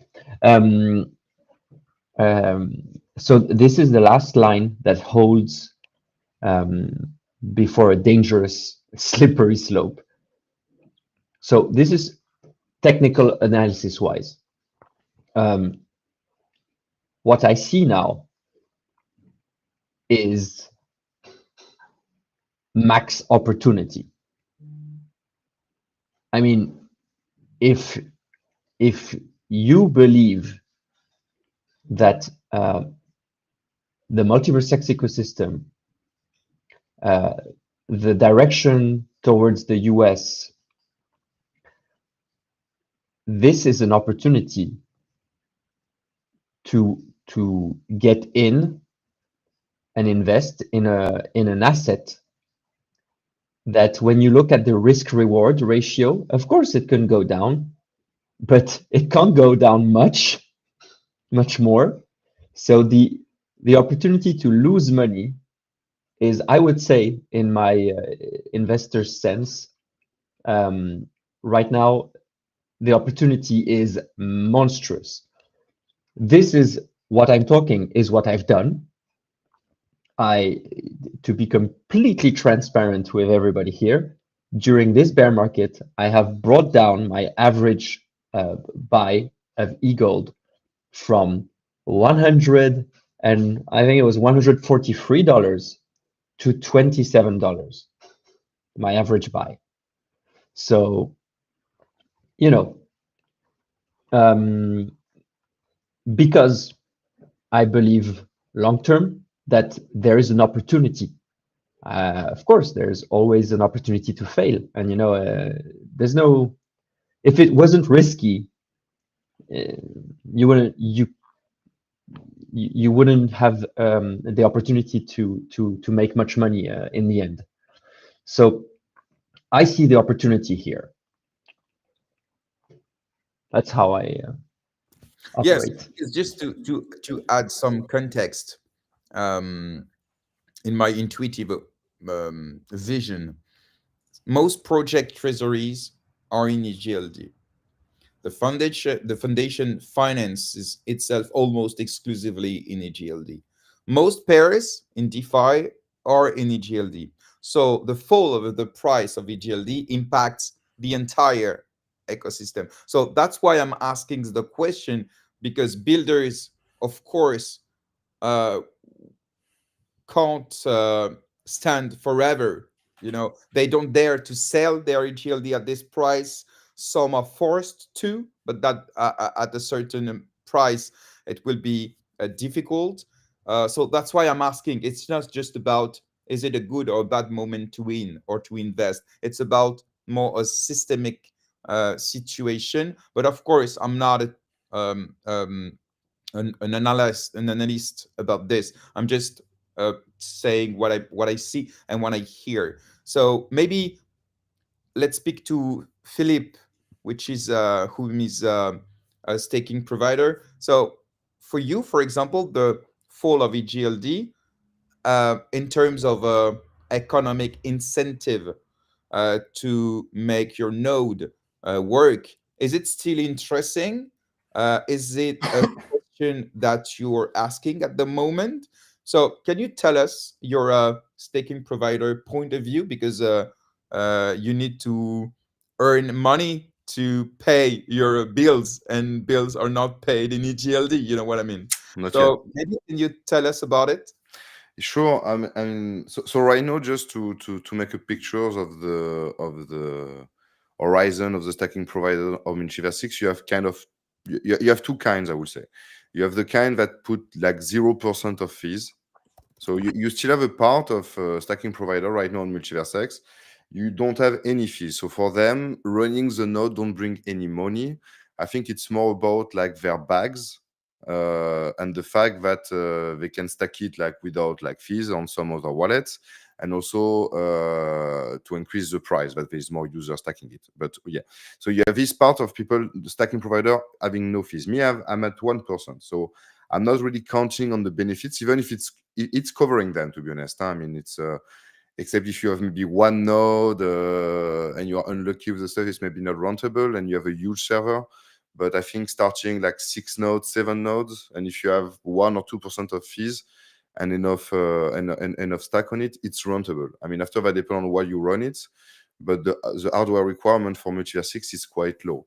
So no, I think stacking providers are still rentable at the moment, at least the one that decide to be. So if you put 0% in any case. What would be the break-even, the price under which it would not be interesting anymore? Do you know? Have you calculated it? To be Or honest, I didn't calculated it. I know that I'm still rentable at the moment, so I'm not really picking attention into it. But for example, my first move maybe would be to remove my redundancy. what is it? Can you explain? So I have two servers. I have one main server that validates with my nodes, okay, and I have another servers in case of failures of the first one. So and right now that costs me maybe $35 per server. And in the case that he get less revenue or Eagle is falling even lower, I mean, my first move will be to remove the security. So I can save half of the cost more or less just by removing my redundancy. And I think that's the case with a lot of stacking provider. Taking consideration that the big one that have like more than 50 nodes, let's say, they could still like either increase their fees. That's also possible, but at the end, the stacking provider decide to increase their fees. It will be only natural for the one that want to remain rentable. I'm thinking, I was thinking about increasing my fees when I'll be releasing my DApp and some services and whatsoever. But the thing at the end, if you want to take stacking provider just as an infrastructure provider on the pure role of stacking provider, everyone should have fees. And that's why I think that it's a problematic. Right now, you have a lot of stacking providers that have 0% because they don't really care, because they are so much exposed to the ecosystem that at the end, the price of e-gold matter more than the reward of the fees. But so that means that young stacking provider or people that want to make a business out of it and put 7% of fees have no way of getting visibility on the DApp.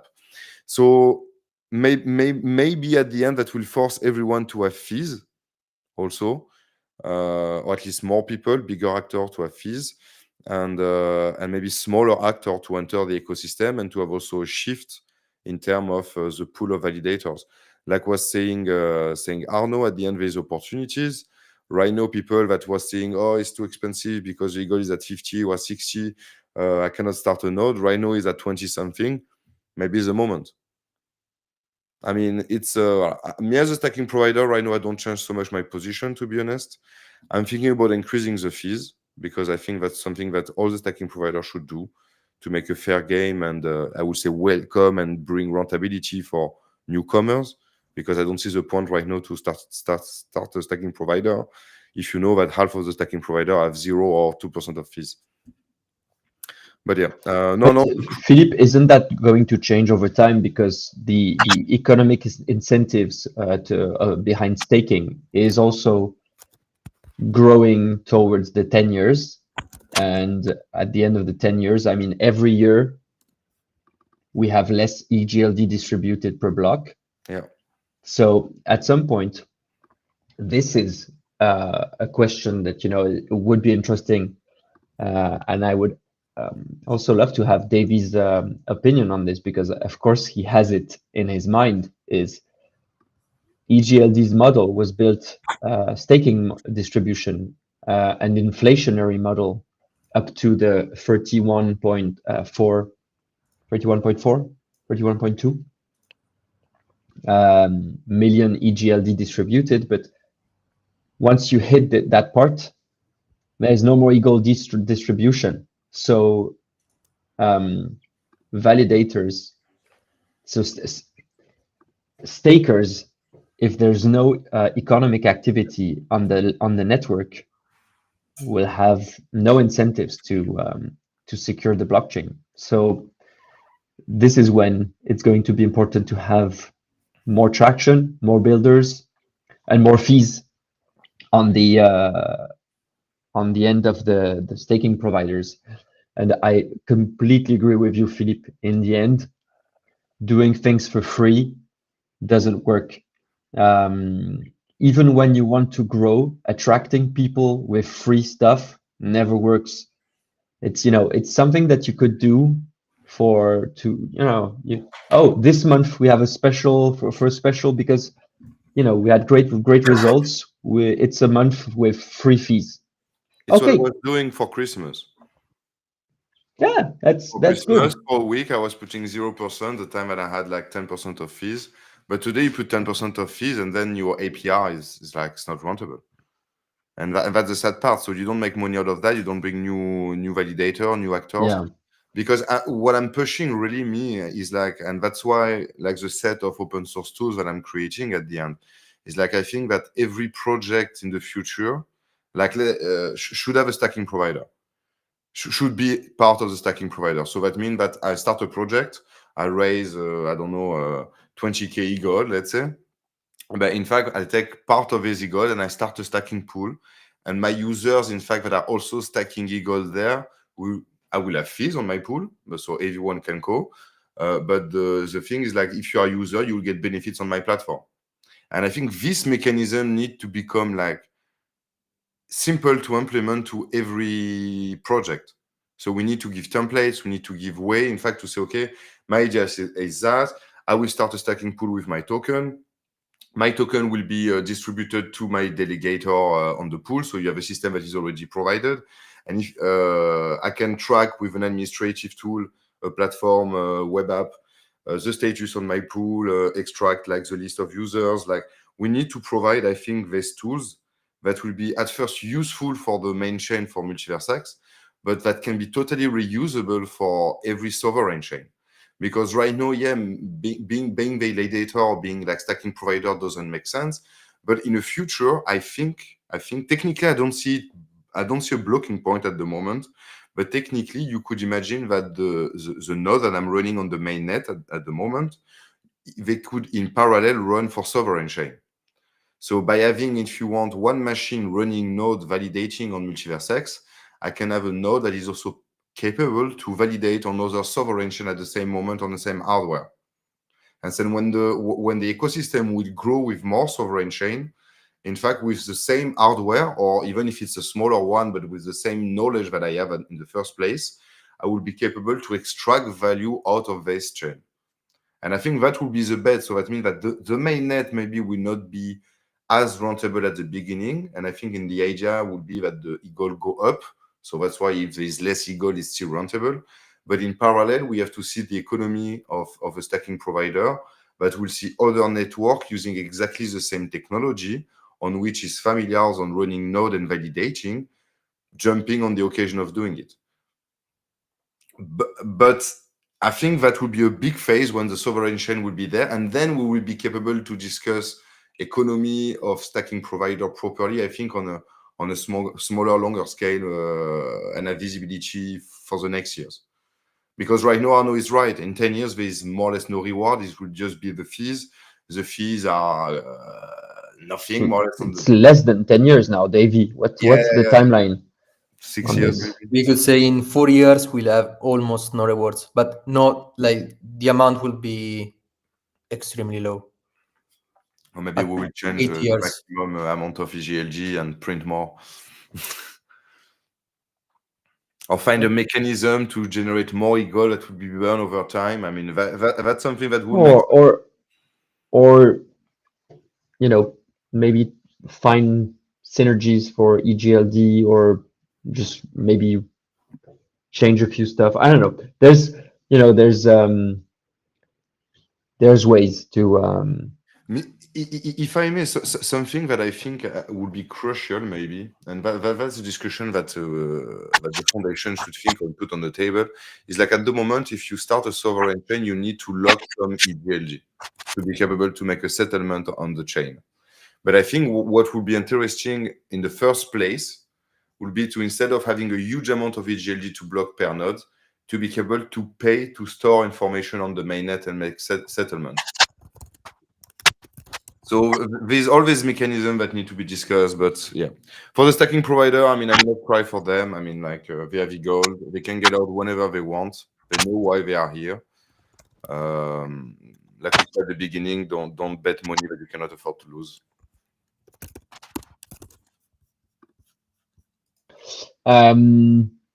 Guys, I'm Okay. sorry. I have a hard stop here, so yeah, I'll have to leave you. But No problem. it was great. Here. Have a great end of the space. Have a great day. Thank you. I mean, I started the day in a bad mood because, you know, some people suck the joy out of life, but you've given it back to me, so I'm very happy. Thanks for this. Always happy, man. Always happy. Love you guys. Take care. Take care. Have a nice day, guy. You are now. So let's have the last... So wait, I had to talk about what Philippe said, because I think it's really interesting. Go ahead. So you firstly talked about projects being also staking providers. It's something that I've been thinking about like the past year. And so basically what I've said is, who is best to validate on the network? And the best people that we want to validate on the network are people that have more to lose. And the ones that have more to lose are projects. And this is also important because, let's say I'm Ashwap, or like, is the project that I suggested for this to be created. They could validate the network, so secure the network, and at the same point earn some extra fees. So people may stake on Ashwap, and they know that validators earn some with staking providers fees, and they sell on the market. But I'd say it's net positive if you stake with a provider that sell those fees and invest into the project that you are invested into. So if you are a Ashwap user, if you are a Ash holder or Vyash holder, it makes sense that you stake in Ashwap staking provider, and the fees that they sell goes directly into the business. No. Exactly.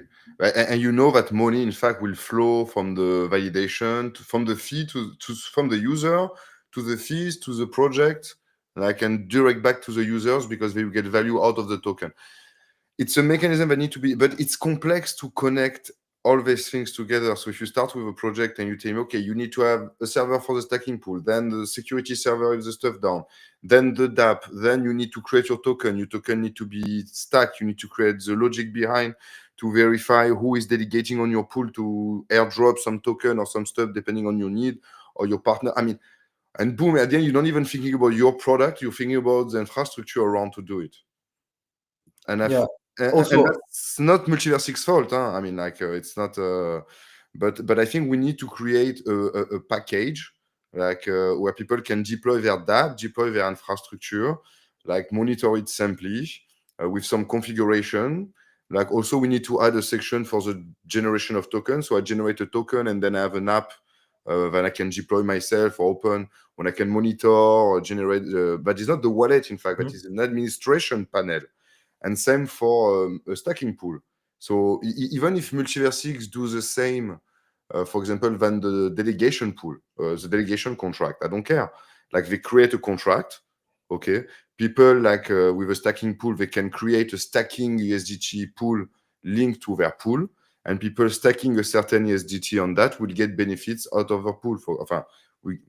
But we need to find a way, I think, to provide these things out of the box for provider, and even more important for sovereign chain, because at the end, all these tools can be reused for sovereign chain immediately. yeah, the less friction you have, the more people you'll have And they focus on their project integrating these things. because people arrive with an idea, then they decide the technology. But if with one technology and arrive and everything is streamlined, I take this one. Yeah, is the reason why, like last year when I was thinking about this, I was thinking about all the friction that there is in this to happen.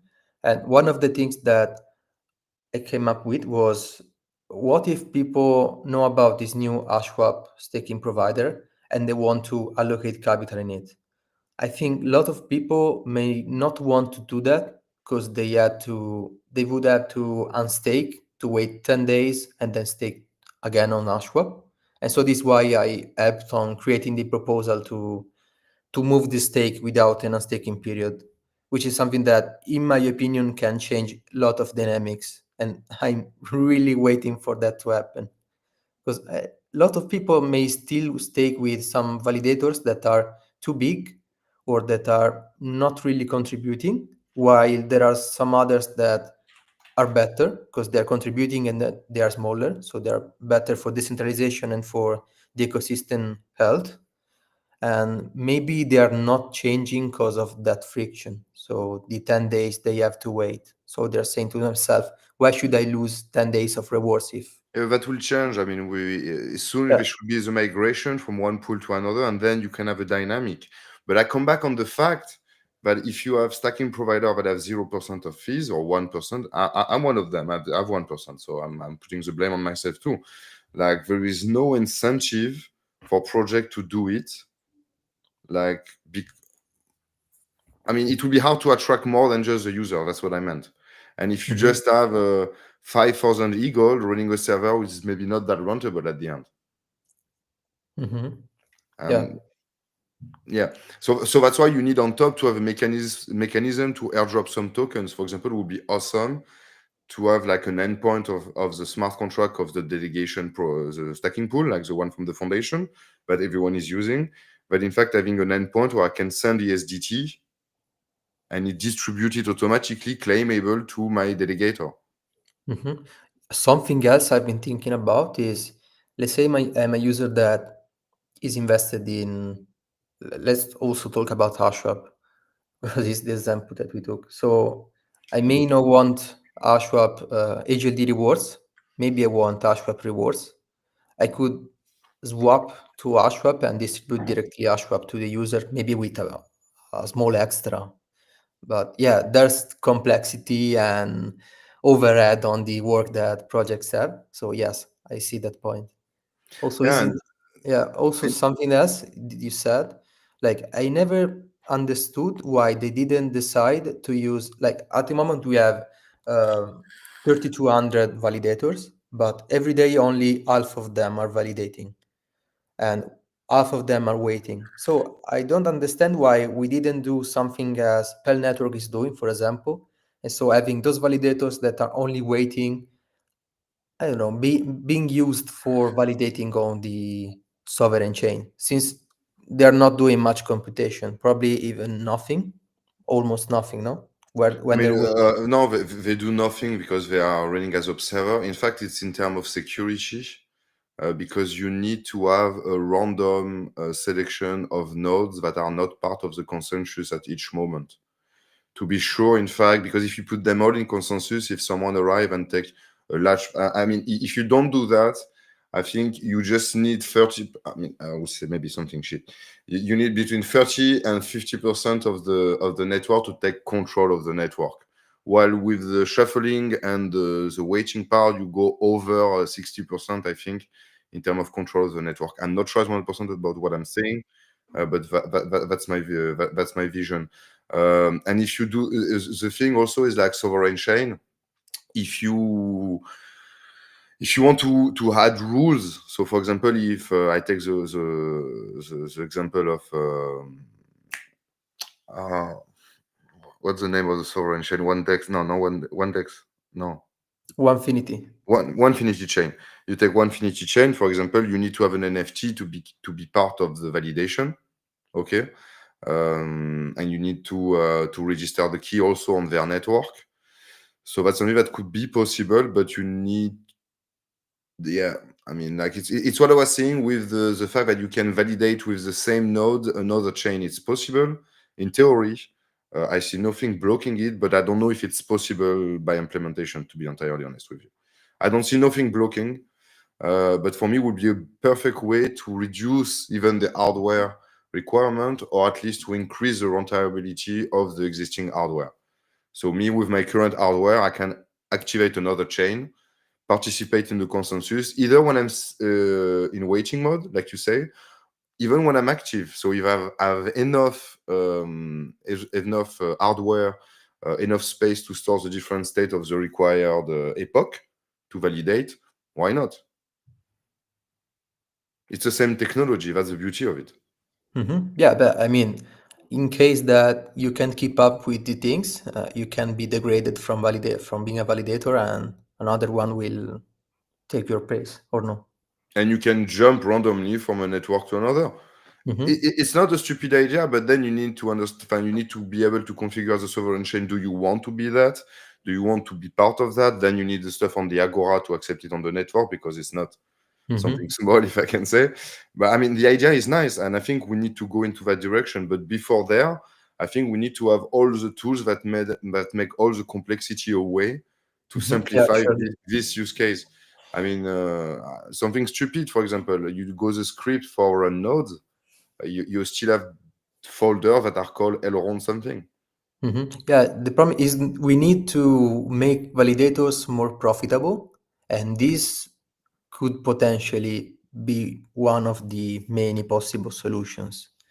And this is because long term, we need to find ways to make all the layer one as sustainable as possible. So I don't know, validating other networks could bring other rewards, other incentives. No, it's clear. I mean, like you can even imagine. I mean, like if you push at the maximum, if the sovereign chain have the settlement and everything, that in fact reward part of the reward. So ones that I will do as a reward on one chain, I will be able to airdrop it on the wallet of the people on the other chain to make discover the project, for example. So you have incentive of the new sovereign chain bringing validator, giving them token that will be distributed to the delegator of the origin network to bring them on the new one and using the services. I mean, there's a lot of economy to do at this point, but I think it's really a complex subject, and we need to have open discussion about it. We need to discuss also with other actors. So me personally, for example, I'm currently working or drafting an idea of a sovereign chain for space industry. So to connect the ground station, the antennas, to store data, to be able to pass the signal from one satellite to another. Did you see what Idira is doing? Who? Idira. I've never heard about it. Idira, I'll send you after the space. Send me a link. Yeah. Yeah, it's we can say permissioned blockchain. Yeah, but that would be necessary. Enfin, the thing to be for me a semi-permissionless chain, I can say. You need a set of rules. You need an open source consortium, if I can say. And after actors will have benefits on coming and connecting their hardware to the network. So the idea is to create a network on which hardware have benefits on using the technology. Like I say, ground station, I can rent my ground station to send a message to a satellite, but we then sign a transaction, bring him down, and then put it on the chain. Then you have also the validators. But for that, in fact, you really need to imagine all the need in terms of you need to deploy the sovereign chain. You need to provide like a script to other people to develop their own node and validate on this protocol. You need to provide the explorer. You need to provide the wallet. You need to provide like all these different features, DApp that need to be deployed at the same time. We need to streamline it. So that means that when I want to start a server, just imagine what I would love ideally. So, I mean, I don't have so much time at the moment, but ideally I would like on my Mac, I can just start a sovereign chain with few nodes, like shitty stuff. And then I run a Docker compose that deploys the Explorer, the wallet, the API, like all these different elements or on different server maybe. And then I can access all the service at once. If you have that, at the end, you have a blockchain on demand.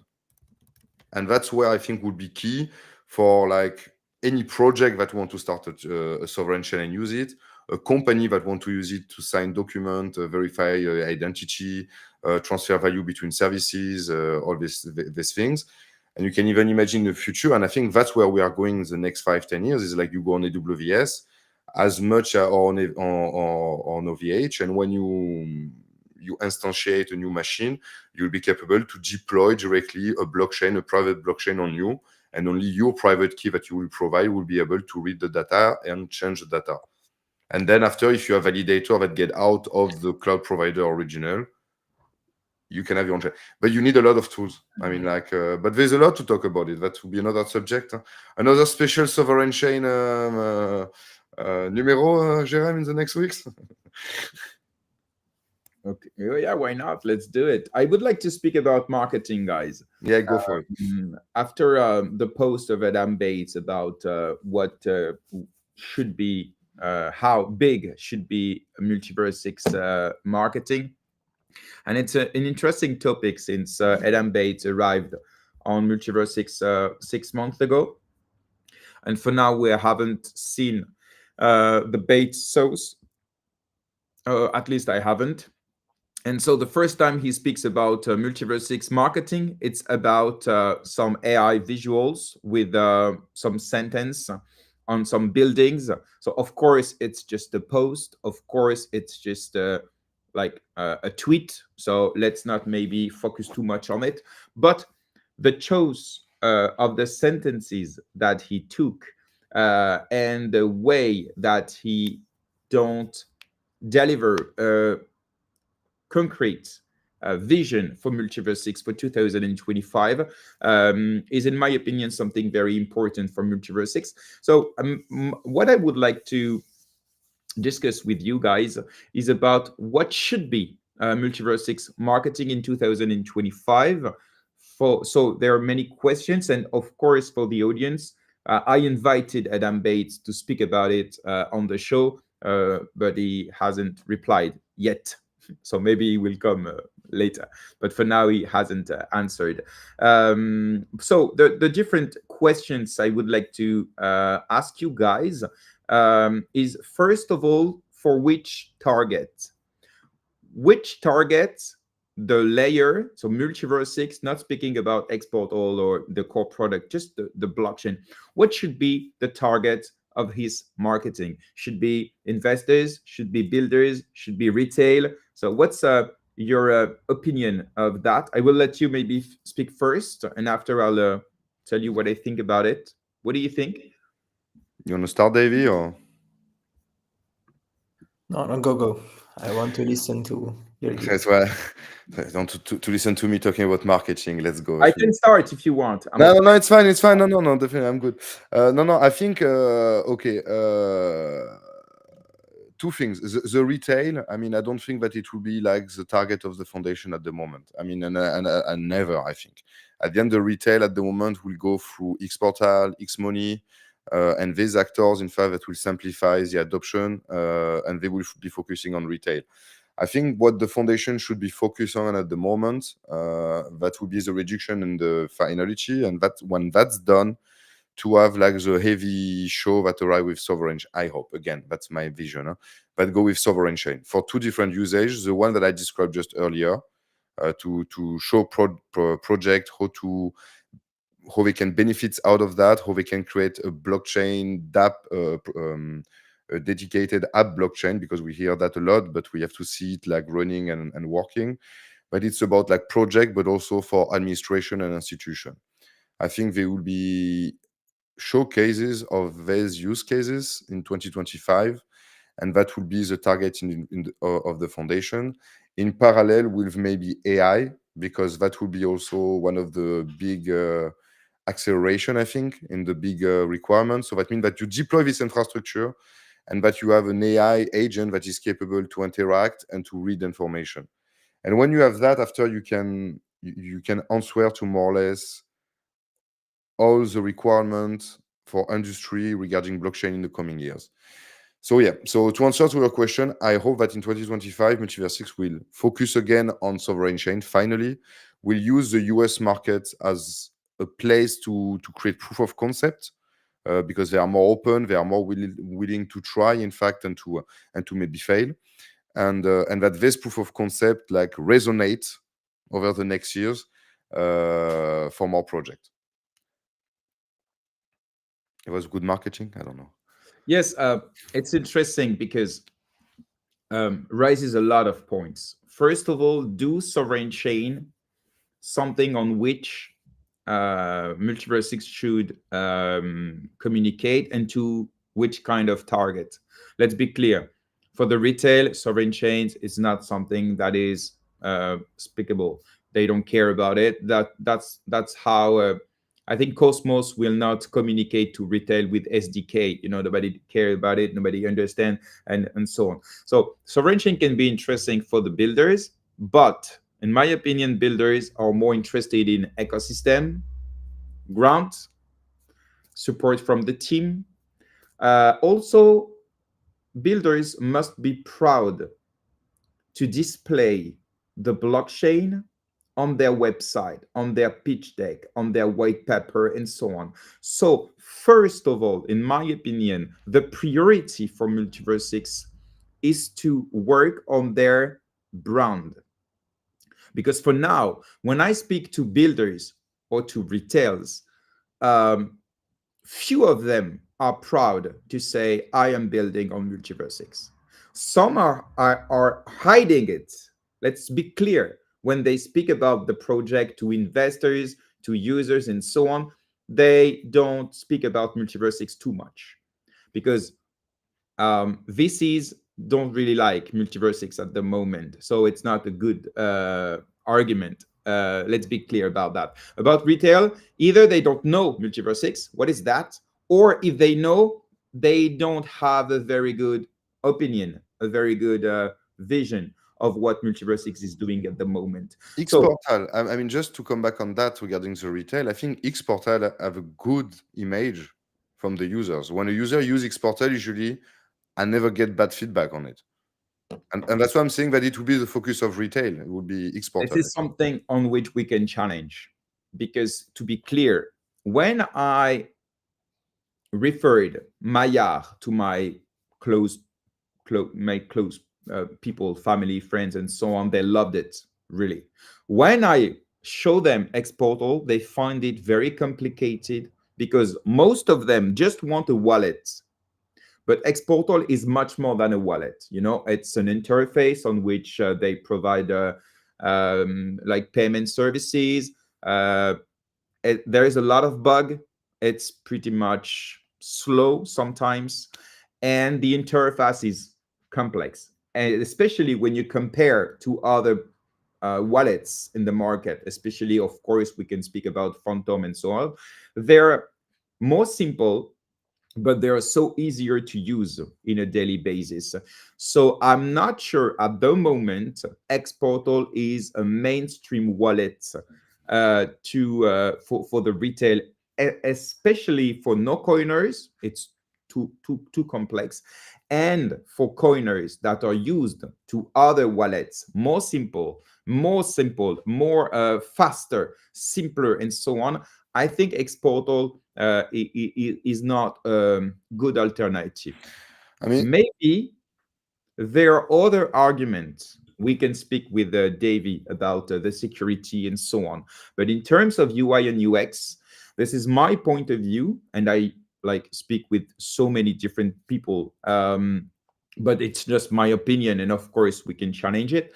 But it's not that great argument to onboard people on MultiversX. Maybe it will be when we can have the IBAN, so we can have a full banking services with a Euro account, IBAN, card. So there we can maybe compete with neobanks, because actually we would be the first neobank with a layer one. That could be great, but for the moment we just have a card like any centralized exchange. yeah, but even what you say, I mean, like having like a layer, I mean, the retailers don't care at the end. I think what Exportal need, it's a no pro mode. So I think the main problem, me, when I'm using Exportal, my main problem is like all the tokens on all the different chain with all these different logo.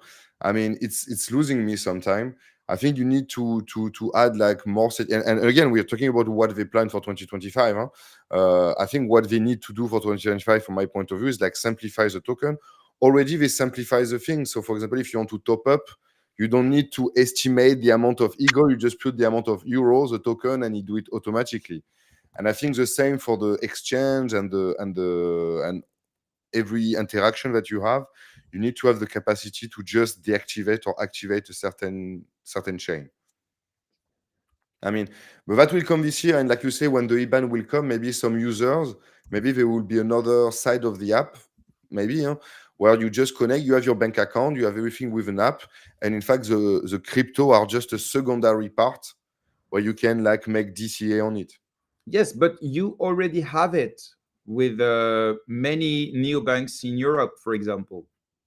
I mean, Xportal need to become a neobank. I mean, Yes. I mean, at the point when we have an IBAN, we'll be at the same level, if I can say, than other neobank in terms of authorization and possibility to do things.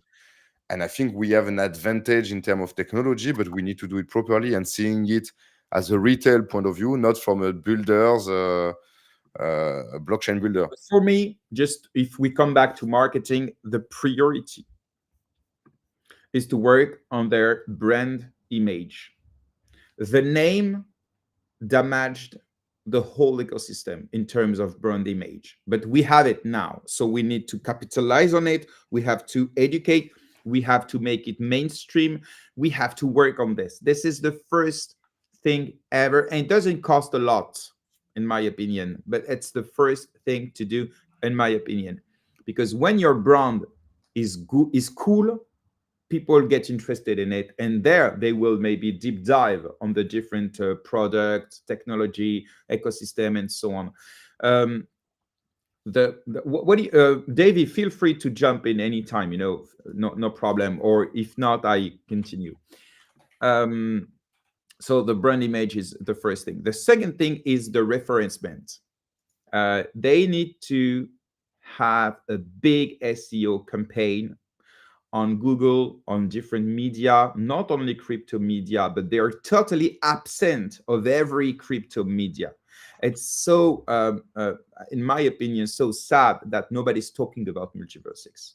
And even sometimes they do, it's because they are paying an article on Cointelegraph, but there's nothing organic. And this too is the job of the CMO to work on a good strategy to make MultiversX great again in the internet. This is the second thing, and I can add the SMO, the social media referencement. There too, the community management on MultiversX and the personal branding of the core team member are disastrous, in my opinion. It doesn't make people dream. It doesn't inspire people enough, except maybe some people that are already on the ecosystem, but we need to outreach, definitely. So these things are just basics on marketing for a brand. And in my opinion, they underinvested in this for the last 3 years because this strategy takes months, maybe years.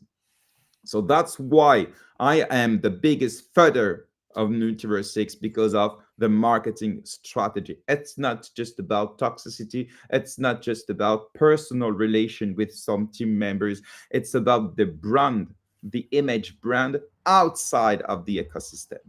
And because they block and mute every people that maybe don't agree with them, they just see the feed, the positive feed on Twitter, but they don't see what people are like saying, thinking about them outside. So that's, in my opinion, the second problem they need to fix as soon as possible. And to be honest, it was the first. What Uh, should they do for you? What should they do? oh, I could list you a complete strategy for this, but to be honest, um, first, because I mentioned why I thought the messages Adam Bates wrote on the building, why they are bad. And of course, in the comment, people told me, okay, what's your suggestion? It's an interesting question. The thing is, in my opinion, to have the good message, to have the good strategy, we need to have the vision of the blockchain in terms of development, strategy, and so on. And we don't. To be honest, I would be unable to explain what will be the priority of MultiverseX this year. USA, it's a market, it's not a product. Sovereign chain, it's pretty much unclear in terms of release of project building on it and so on. About the event, we don't have any news about Seoul, so we don't even know where they will be to speak and to show off their technology and speech and values and so on.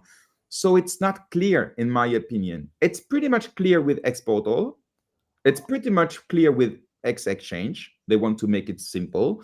Exportal, they want to become a new bank. But about MultiverseX, for me, they are speaking about the sub-second finality.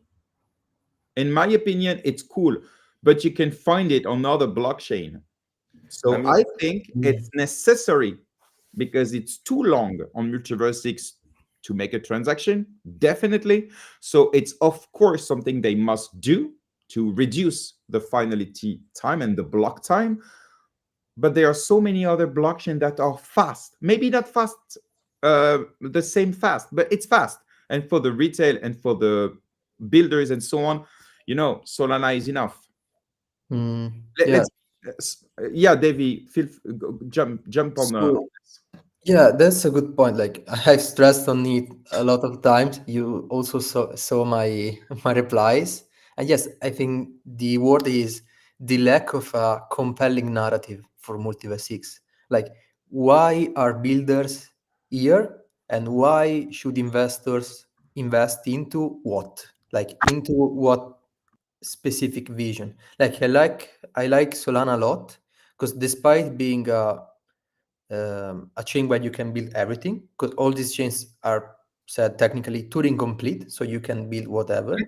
let's sorry to with just one sentence, if you may. Solana, for example, the message was clear. Yeah, exactly. Company can build on blockchain. It's not about DApp. Now it's about applications on blockchain. It was clear as fuck.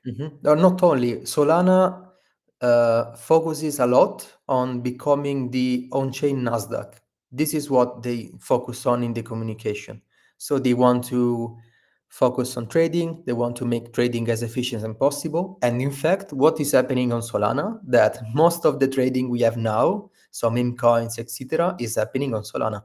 And I think like having clear intentions help to get to to good outcomes. And when you don't have clear intentions, it causes chaos and it makes difficult for ecosystem builders to align and so also to support the chain, which is something that we lack a bit because even builders don't know what to support and in what, like how to evangelize the chain, I'd say. And also for investors, like when you're investing in something, you need to invest in something that you know that is going to succeed, and in what, how, and when also. But we can like not talk about the when, but the how and why should be extremely clear, and they are not at the moment. So I don't know, like in my opinion, like for example, I've been thinking like why is not that clear, and I've been looking at what other chains do.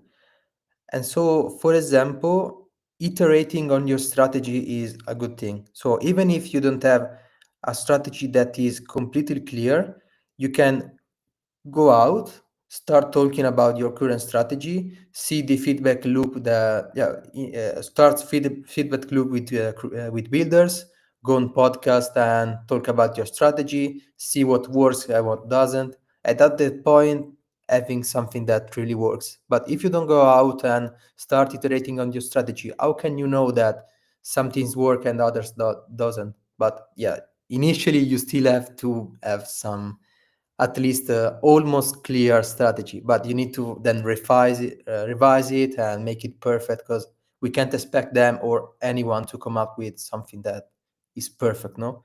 And like, for example, why they don't go to podcast and talking about things? When I see the Sweet Team guys, like I think that they go at least 2 times a week in some podcast spaces for each co-founder,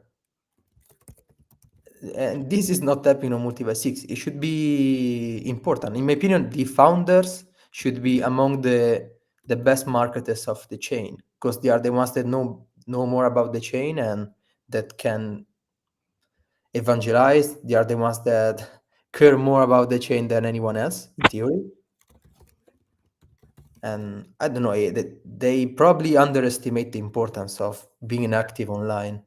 Definitely agree with you. And we have in the comment people that are saying even the podcast in between themselves, that's fucking sad.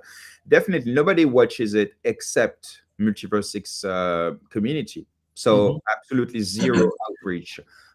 We can also mention on the comment the MiCA compliant stablecoin euro. Okay, but it would be X money, it will not be MultiversX, even if it's on MultiversX, but it will have to be cross-chain anyway if we want any adoption for this stablecoin, if people wants to use euro stablecoin, but that's another topic. So if we come back maybe to the past, how did we attract projects so far? I just made a little list. We attracted project because we were carbon neutral. I remember in 2020, 21, it was interesting to be carbon neutral, and we attracted some like ecological project that wanted to build on the carbon neutral blockchain. Now, most of them are carbon neutral, so it's not an argument. We attracted project because of the promises of sharding and the next billion users. The problem is sharding is not working at the moment. It's not complete, and the next billion users did not arrive. We attracted project thanks to Maillard because they made blockchain accessible to individuals, and it was great. Now it's not the case anymore with Exportal.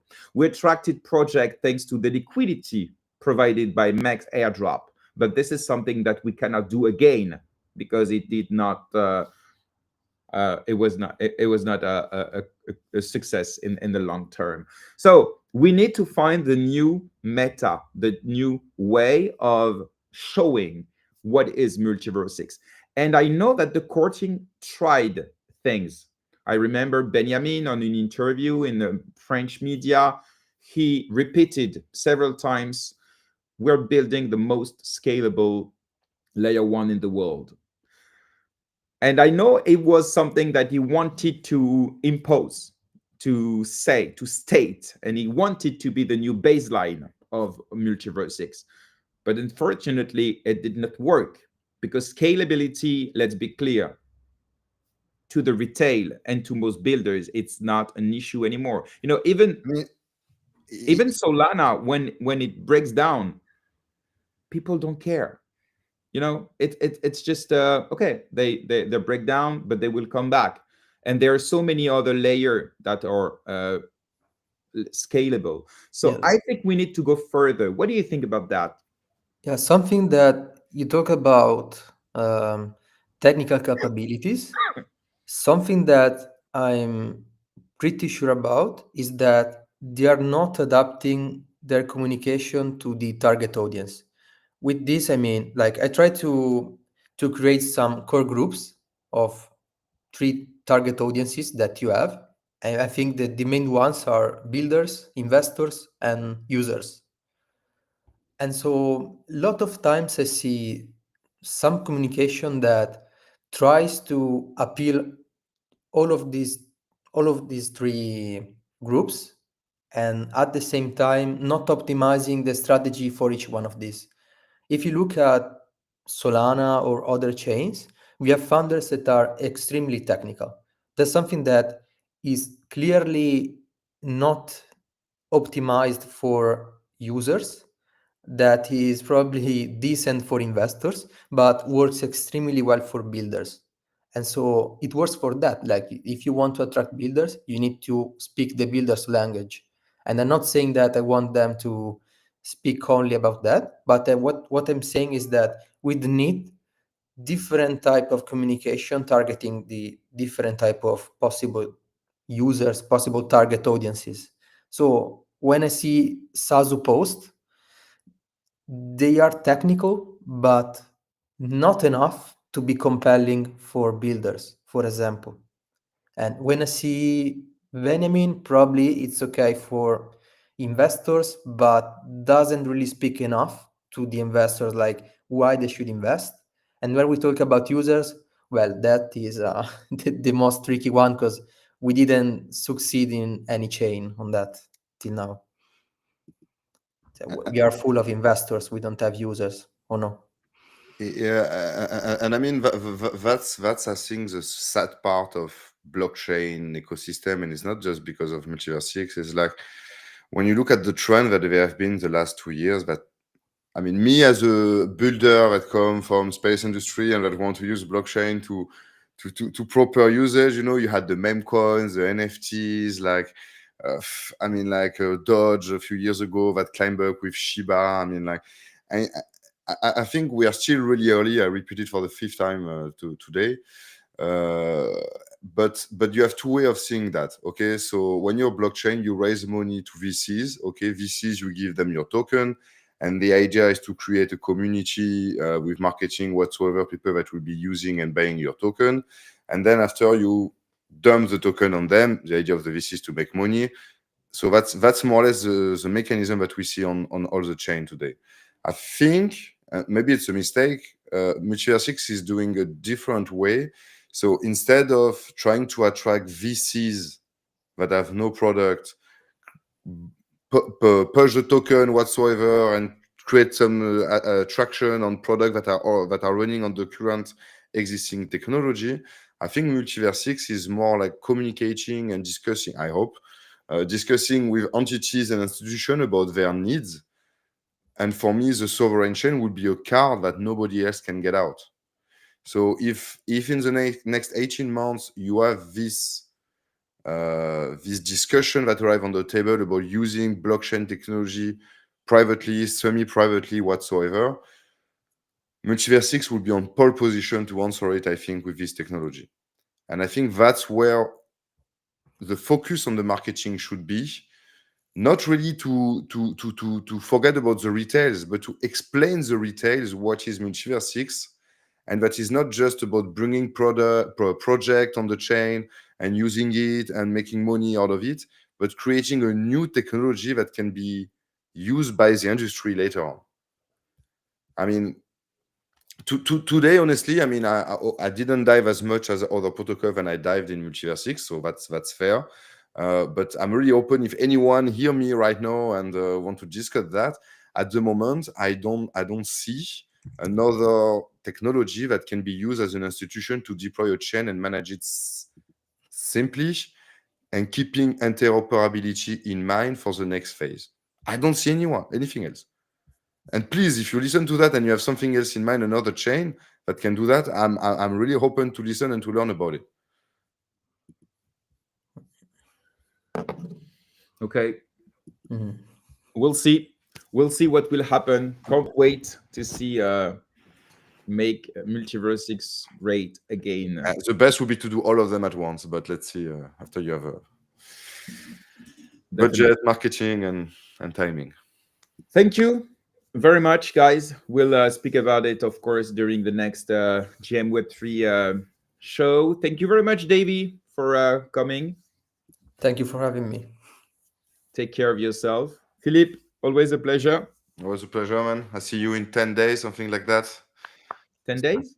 By Why? NFT Paris? Oh, you're coming to NFT Paris? I'm coming to NFT Paris for sure. Great. Can't wait. I mean, I will not miss a Valentine's Day between geek people. I mean, what's an idea? I mean, my girlfriend, she told me, it's Valentine's Day. I say, you know where we will eat the great I mean, I'm looking for it. I mean, I go alone. Even if I go alone, man. I will make a reservation. Perfect. This show is over. Thank you, everyone, for watching it. You can find the replay on podcast platforms and on YouTube. Thank you very much for being there. Let's see you next Wednesday for a new GM Web3 MultiversX.